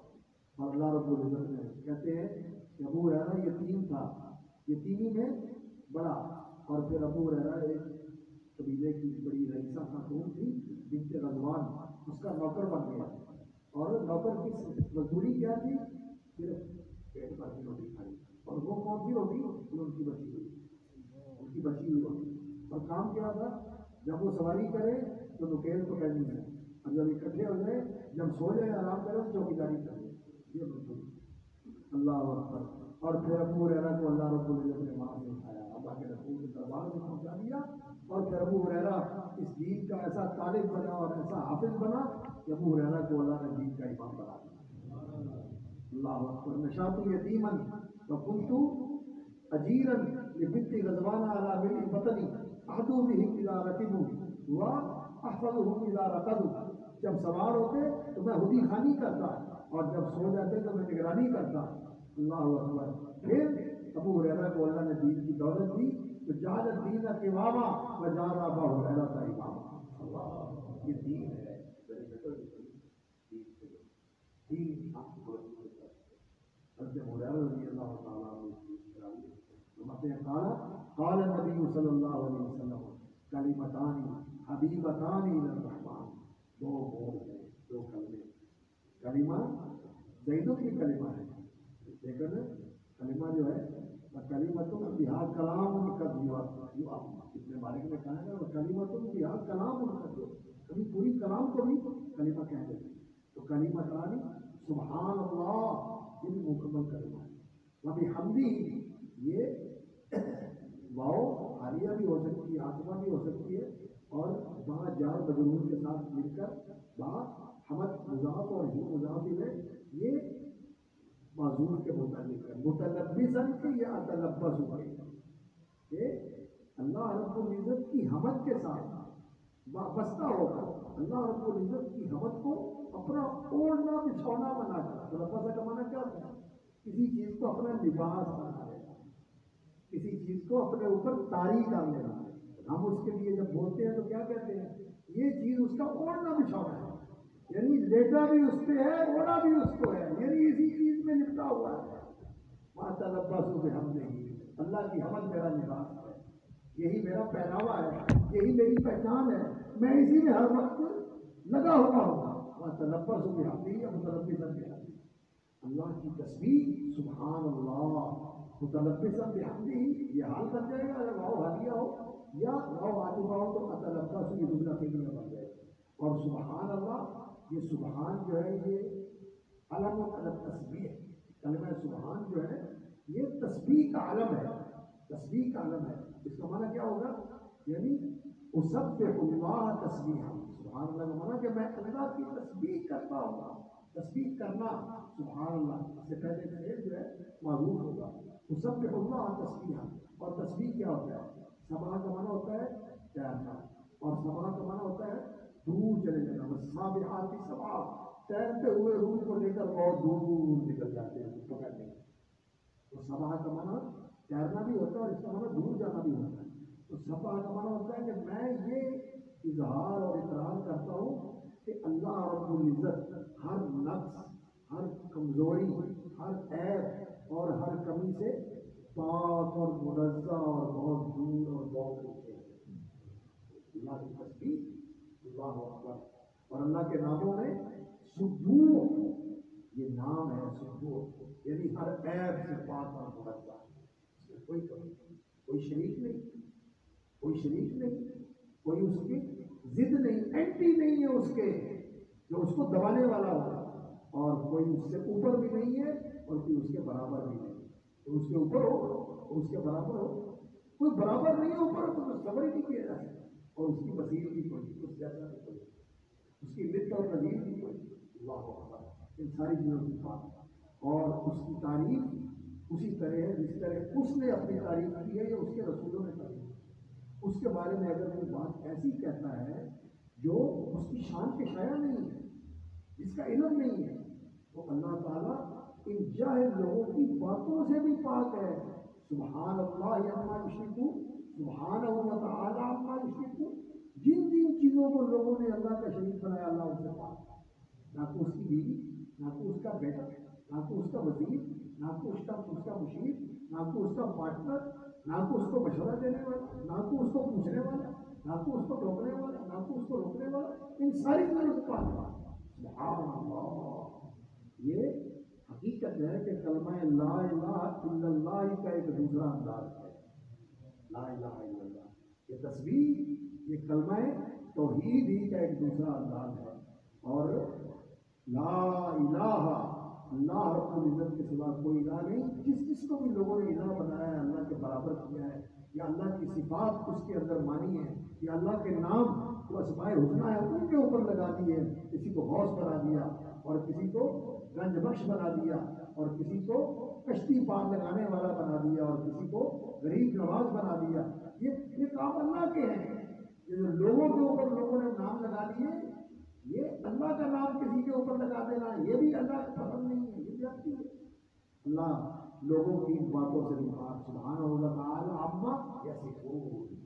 جو یہ کہتے ہیں اللہ ان سے پاک ہے، اور لوگوں نے تو پتہ نہیں کیا کچھ بنایا، اللہ کو ایسی ایسی باتیں کرتے ہیں جہالت کے ساتھ۔ چاچڑ مانگ مدینے جس سے کوٹ مشن بیت اللہ، ظاہر نے وچ پیر فرید باطن دے وچ اللہ، لا حول ولا قوت، سبحان اللہ تعالی۔ اور اس طرح کی جہالتیں، وہ ہمارے علاقے میں بھی بزرگ تھا، اور اس کو ثانی صاحب کہتے تھے۔ پہلے بزرگ تھے ان کو شیر ربانی کہتے تھے، اور دوسرے ان کے بعد ہوئے ان کو ثانی صاحب کہتے تھے، اور پھر ان کا نام رکھا ثانی لا ثانی، یعنی یہ تو دوسرا ہے پہلے کے بعد، لیکن لا ثانی اس کے بعد تو دوسرا نہیں ہے۔ تو اس کی وجہ میں وہ کہتا ہے وہ بھی لا ثانی، یہ بھی لا ثانی، قبر پہ آتا ہے، یہ بھی لا ثانی، وہ بھی لا ثانی، وہ بھی لا ثانی۔ وہ حکم کرے گے موڑ دے، وہ توڑ دے گے جوڑ دے۔ یہ شرک ہے، یہ کتابیں لکھی ہوئی ہیں، عرصوں میں بیان ہوتا ہے۔ سبحان اللہ، یہ کلمہ لا الہ الا اللہ کی تعبیر ہے، اسی کا اظہار ہے۔ سبحانہ و تعالی عما یصفون، اللہ اکبر۔ عطا اللہ فلا تستعجلوا، سبحانہ و تعالی عما یشرکون۔ اللہ رب العزت اپنی الوہیت کا بیان کر کے پھر یہ کہتے ہیں کہ سبحانہ و تعالی لا الہ الا اللہ، سبحان اللہ عما یشرکون۔ تو سبحان اللہ یہ اللہ کی تسبیح ہے، اور اللہ کی تسبیح ساری کائنات کا ہے، ساری کائنات اللہ کی تسبیح کرتی ہے۔ ہم تو سچی بات ہے مادیت اور روحانیت سے دور ہو گئے، اس لیے ہمیں کائنات کی تسبیح نہیں سنتی، لیکن صحابہ کرام نبی صلی اللہ علیہ وسلم کے ہاتھ میں کنکروں کی تسبیح سنتے تھے، کنکر سبحان اللہ پڑھتے، اور صحابہ کہتے ہیں کہ ہم کھانا کھاتے تھے اللہ کے رسول صلی اللہ علیہ وسلم کی مجلس میں، اور اللہ کے رسول صلی اللہ علیہ وسلم لقمہ اٹھاتے تھے تو لقمے سے سبحان اللہ کی آواز آتی، اور بات صحابہ کے لیے بھی ایسے۔ حضرت داؤد علیہ السلام کو جو آتا ہے انا سخر الجبال معه يسبحن بالعشي والاشراق، اللہ نے پہاڑ ان کے تابع کر دیے، پہاڑ سبحان اللہ کہتے تھے، اور نبی صلی اللہ علیہ وسلم کے ہاتھوں میں कंकर सुभान अल्लाह कहते हैं, अल्लाह कंकर सुभान अल्लाह कहते हैं। और आपके खुलफाए राशिदीन के लिए भी ये था, अल्लाह के रसूल के हाथ में मुट्ठी में कंकर है, सुभान अल्लाह कह रहे हैं। अबू बकर को दे दिए, वहां भी सुभान अल्लाह कह रहे हैं। उमर को दे दिए, वहां भी सुभान अल्लाह कह रहे हैं। उस्मान को दे दिए, वहां भी कह रहे हैं। आगे कीजिए, खामोश हो, इसलिए कि इनकी निस्बत पक्की है और वहां वो मकाम नहीं है जो इनका मकाम। ये तो वो है कि मंसूर शुदम तू मंसूर, अल्लाह अकबर। ये तो वो लोग, अबू बकर, उमर, उस्मान। और ये जो तान करने वाले हैं, ये एक शख्सियत से शुरू होते हैं, फिर मुआविया पे आते हैं, फिर उस्मान पे जाते हैं, फिर अबू बकर और उमर भी नीचे आ जाते हैं, वो भी नहीं बच पाते। इसलिए ये रास्ता गुमराह का रास्ता, अल्लाह ताला माफूज रखे। तो सुभान अल्लाह, ये अल्लाह की तस्बीह का कलमा, पूरी कायनात अल्लाह की तस्बीह का है। अल्लाह अकबर। अल्लाह ने हमें भी इसका हुक्म दिया, या अय्युहल्लज़ीना आमनू ज़कुरुल्लाह ज़िक्रन कसीरा वसब्बिहूहु बुक्रतन व असीला। सुबह शाम उसकी तस्बीह। क्या?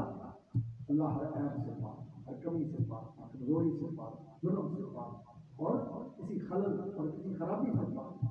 वो पाक है, तू पाक मुनज़्ज़ह, पाक मुनज़्ज़ह हर ऐब व अल्लाह।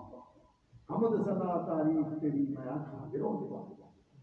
अल्लाह अल्लाह पाक मुनज़्ज़ह, कोई ऐब नहीं है उसकी रात में, कोई कमी नहीं है, कमजोरी नहीं है। सुभान अल्लाह। वबी हमदी, और तारीफ है उसकी। अल्लाह अकबर। लख लख हमद सना उस पाक मुनज़्ज़ह ताई ते ज़र्रे और शुक्र गुजारा हो उड़क ले मत। अल्लाह उसके लिए तारीफ है। हमद अस्सनाउ बिल जमील, उसकी खूबियों और कमालात का जिक्र करके उसकी तारीफ करना। लेकिन कैसे? माल मोहब्बत व ताज़ीम, उसकी मोहब्बत भी दिल में हो और उसकी ताज़ीम भी हो। कई दफा लोग तारीफ करते हैं मजाक उड़ाने के लिए, जाहिल को अल्लामा कह देते हैं, तो दुबले पतले को परवान कह देते हैं। ये तारीफ नहीं होती, ये मजाक होता है। अल्लाह की जो तारीफ है, अस्सनाउ बिल जमील माल मोहब्बत के साथ, उसकी मोहब्बत के साथ उसकी तारीफ। और अल्लाह की हमद जो है, यानी अपने कमालात, अपनी नूरूत, अपनी सिफात और अपनी सिफात, अपने अस्माए हुस्ना, अपनी सिफात औला और अपनी नूरूत जलाल, इनके साथ अल्लाह रब्बुल इज्जत की तारीफ हम कर सकते हैं? नहीं। अल्लाह के पैगंबर मोहम्मद रसूलुल्लाह सल्लल्लाहु अलैहि वसल्लम सजदा रेज़ हैं और जबीने नियाज सजदे में रखी हुई है और कहते हैं ला उहसी सनाअन अलैका अंत कमा असनैता, मैं तेरी तारीफ नहीं कर सकता, तेरी तारीफ वैसी है जैसे तूने की। सारी कायनात उसकी तारीफ कर रही है। अल्लाह की तारीफ, अल्लाह की तारीफ अल्लाह ने खुद भी अपनी तारीफ की है। अल्हम्दुलिल्लाह इल्लज़ी खलक़ समावाति वल अर्ज़, कुरान नाज़िल किया है अल्हम्दुलिल्लाह इल्लज़ी अंज़ला अला अब्दिहिल किताब। अल्लाह ने सारे जहानों की परवरिश कर रहा है। अल्हम्दुलिल्लाह रब्बिल आलमीन। अल्लाहु अकबर। वलहुल हम्दु फिल ऊला वल आखिरा, दुनिया में भी उसकी तारीफ है, इब्तिदा में भी उसकी तारीफ और इंतहाम में उसकी तारीफ। उसकी तारीफ उसकी, इन्मिन शैइन इल्ला युसब्बिहु बिहम्दिही, हर चीज उसकी तस्बीह कर रही है, उसकी हमद कर रही है। अल्लाह की तारीफ, हर चीज बोल बोल के उसकी तारीफ कर रही है। और लोग कहते हैं जुबान हाल से बोल रही है। नहीं, हमारा तो ईमान है जुबान हाल से बोल रही है, जुबान हाल से हर चीज बोल के अल्लाह की तारीफ कर रही है। तो अल्लाह की तारीफ के साथ हम उसकी तस्बीह करते हैं। और ये कितना अजीम करना है और कितनी बरकत है। आप सुनते रहते हैं सुभान अल्लाह व बिहम्दिही, फरमाया जो बंदा 100 दफा पढ़ लेता है अल्लाह ताला उसके गुनाह माफ कर देते हैं, बेशक वो समुद्रों की झागों के बराबर। अल्लाह। और अल्लाह रब्बुल इज्जत सुभान अल्लाह बंदा 100 दफा पढ़ ले, अल्लाह रब्बुल इज्जत उसके लिए 1000 नेकी लिख देते हैं और 1000 गुनाह माफ कर देते हैं।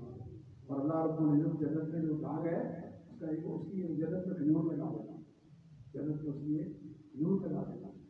और अल्हम्दुलिल्लाह, अल्लाहु अकबर, नबी हमदही के साथ जो हम अल्हम्दुलिल्लाह कहते हैं, ये अल्लाह की, ये कलमे दो हैं, एक अल्लाह की तस्बीह का कलमा सुभान अल्लाह और एक अल्लाह की हमद का कलमा व बिहम्दिही, मुतलब्बिस बिहम्दिही या तलब्बस बिहम्दिही, ये दो कलमे हैं। और अगला सुभान अल्लाह तो पहले का तकरार है, सुभान अल्लाह पहले का तकरार है। और अल-अज़ीम उसके बाद जो है, यानी हम जितनी भी उसकी तस्बीह करते हैं, जितनी भी उसकी हमद करते हैं, अल-अज़ीम को इससे भी बड़ा, इससे भी बड़ा, इससे भी बड़ा। میں کرتا ہوں، آپ کرتے ہیں، اہل حدیث کرتے ہیں، دنیا والے کرتے ہیں، سارا جہان کرتا ہے، سارے فرشتے کرتے ہیں، اللہ اس سے بھی بتا سبحان اللہ۔ اور بعض روایتوں میں سبحان اللہ العظیم پہلے ہے اور سبحان اللہ و بحمدہ بعد میں، اور بعض روایتوں میں سبحان اللہ و بحمدہ پہلے ہے اور سبحان اللہ العظیم بعد میں۔ ہمیں بھی اللہ نے تمہاری کو پڑھا تو سبحان اللہ و بحمدہ سبحان اللہ العظیم سبحان اللہ و بحمدہ، یہ دو کلمے ہیں حبیبتان الرحمن، یہ اللہ کو پیارے ہیں۔ نبی صلی اللہ علیہ وسلم سے پوچھا گیا ایو کلام احب اللہ، سب سے زیادہ اللہ کو محبوب کلمہ کون سا ہے؟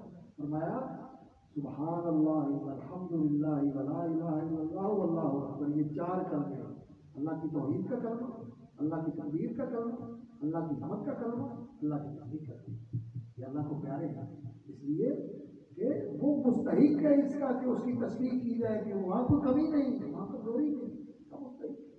باقی ہر جگہ کوئی نہ کوئی کمی ہے، سب سے بڑی کمی تو یہی ہے کہ ایک وقت تھا کہ نہیں کوئی عدم تھا، اس کو وجود بخشا، اور پھر وقت آیا کہ وہ نہیں رہا، بہت آگے بہت آگے، اور وہ ہمیشہ سے یہاں رہتا ہے، اس لیے کوئی عیب نہیں ہے وہاں۔ اللہ رب العزت ہی وہ ہے جس کے لیے تسبیح ہے اور کسی کے لیے تسبیح نہیں، اور اللہ رب العزت ہی وہ ہے جس کے لیے حمد ہے کہ حقیقی حمد اسی کے لیے ہے کہ سب بنایا بھی اس نے، جو کسی کو ملا ہے اس کا دیا ہوا، کسی کو شکل ملی ہے، کسی کو مال ملا ہے، کسی کو عزت ملی ہے، کسی کو علم ملا ہے، کسی کو دولت ملی ہے، یہ کس نے دیا ہے؟ اللہ نے۔ تو تعریف کوئی کسی کی کرے گا اصل میں اسی کی ہوتی ہے، ہر جا کو نہیں سجدہ بآثار اصل، تعریف جس کی کرتے ہیں اصل میں اللہ کی ہوتی ہے، اس لیے کہ دینے والا بنانے والا وہ جس کو جو ملا اس سے، اور خود اس کے کمال اور اس کے جمال کا تو ہم یہاں اندازہ ہی نہیں کر سکتے۔ ہاں اللہ سے دعا کرتے ہیں کہ یا اللہ ان لوگوں میں شامل فرمانا جن کا تو نے ذکر فرمایا ہے وجوہ یومئذ ناظرہ الی ربہا ناظرہ، کئی چہرے اس دن تر و تازہ رونق دار ہوں گے اپنے پروردگار کے نام دیدار ہوگا، وہاں جا کے پھر انسان کو پتہ چلے گا کہ میرا مالک کتنا، اور وہ اتنا عظیم ہے کہ جنتی جنت میں جب اس کی ملاقات اور زیارت کے لیے جائیں گے تو واپس آئیں گے، جنت میں داخل ہوئے تو یوسف کا حسن لے کر داخل ہوئے علیہ الصلوۃ والسلام، اور اللہ کی ملاقات کر کے آئیں گے تو بیویاں کہیں گی تمہارا حسن بڑھ گیا، اللہ اکبر، تمہارا حسن بڑھ گیا، اللہ کو دیکھنے سے ان کو حسن بڑھ گیا، تو اللہ کا حسن دماغ ہو گیا۔ یہ چیزیں میرے بھائی کو سمجھنے کی ہیں، جاننے کی ہیں، سوچنے کی ہیں، اور ان چیزوں کا تذکرہ کرنا چاہیے۔ ہماری مدرسے خصوصی ہوگی اور ان کے اندر یہ تذکرے نہیں رہے، اصل چیز یہی ہے اللہ کی محبت، اللہ کی ذات کے ساتھ ایسا تعلق، ایسی وابستگی کہ انسان اسی کے بارے میں سوچے اور اسی کا نام لے اور اسی کی باتیں کرے، اس کے انعامات کی، اللہ کی معرفت، یہ دین کی بنیاد ہے، یہ دین کی بنیاد ہے۔ اور شیخ الاسلام ابن تیمیہ رحمۃ اللہ نے فرمایا کہ ایک علم کی دو سطحیں ہیں، ایک العلم باللہ، اللہ کی معرفت ہے، اور دوسرا العلم بشرع اللہ باحکام اللہ، اللہ کے احکام و شرائع کا علم۔ ہم اسی تک رہتے ہیں اور علم باللہ کے اندر کمزور ہوتے ہیں، اور نبی صلی اللہ علیہ وسلم نے کیا کہا انا اعلمکم باللہ واتقاکم باللہ، انا اعلمکم علم باللہ، اسماء الحسنی کے ساتھ، صفات کے ساتھ، اللہ رب العزت کی ذات کے متعلق۔ لیکن یہاں بات ایسا ہے اپنے خیال سے کچھ نہیں کہنا، اپنے مرضی سے کچھ نہیں کہنا، جو اللہ نے کہا، جو اللہ کے رسول نے کہا، اس سے آگے نہیں جانا، بس اس سے آگے نہیں، تھوڑا تعلق تھا۔ تو سبحان اللہ و بحمدہ سبحان اللہ العظیم، الحمدللہ، یہ جو اللہ کی تعریف کا کلمہ ہے، یہ ایسا کلمہ ہے جس وقت انسان یہ پڑھتا ہے تو نبی صلی اللہ علیہ وسلم نے فرمایا تملأ المیزان، وہ ترازو جس کے اندر زمین و آسمان رکھ دیے جائیں تو وہ بھرے نہیں، الحمدللہ وہ بات ہے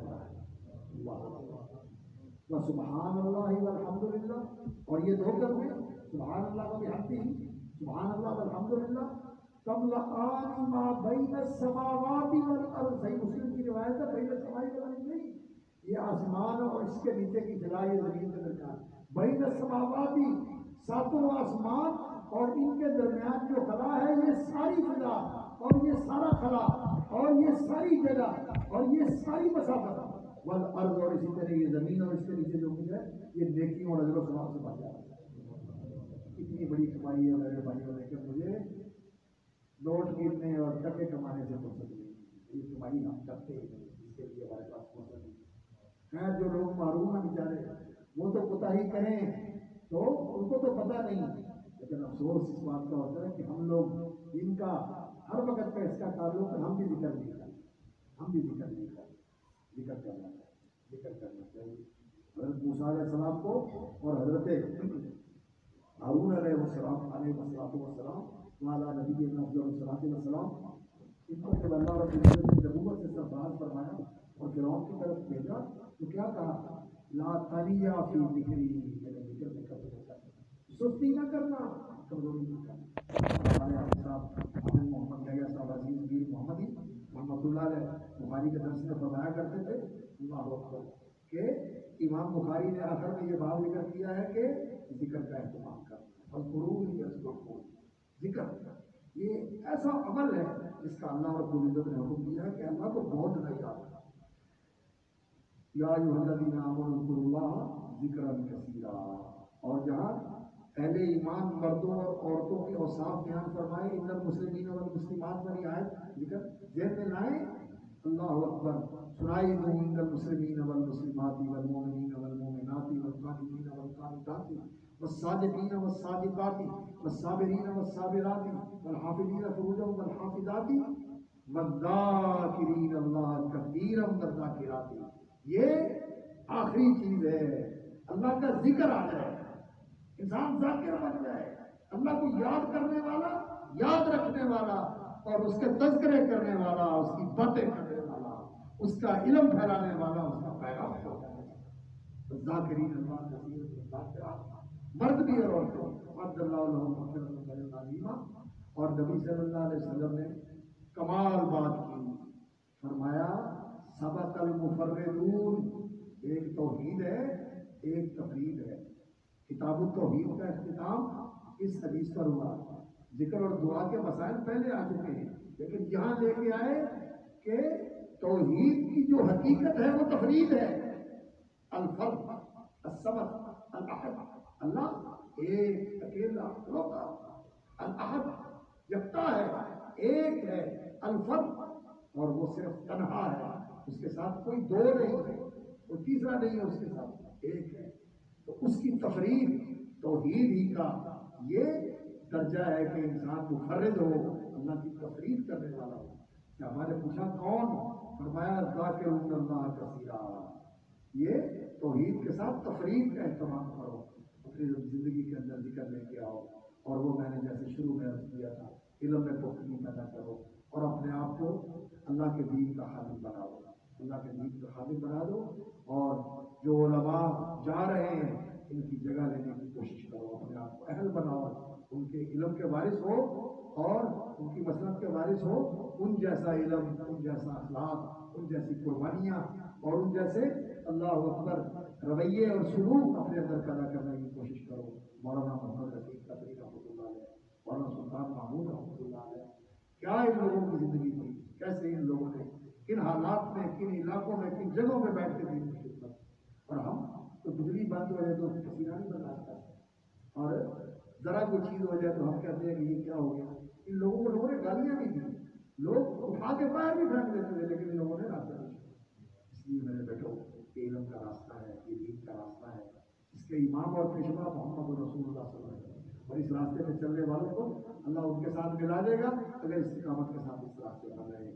اللہ رب العزت اس ادارے کو برکت دے، آپ لوگوں کو آگے بڑھائے، اور اللہ رب العزت جتنے بھی احکامات ہیں ان سب کو اپنی رحمت کے ساتھ اپنے مخلص، سچے، باوفا، شکر گزار اور فرما بردار بندوں کے اندر شامل کروا دے۔ سبحان ربک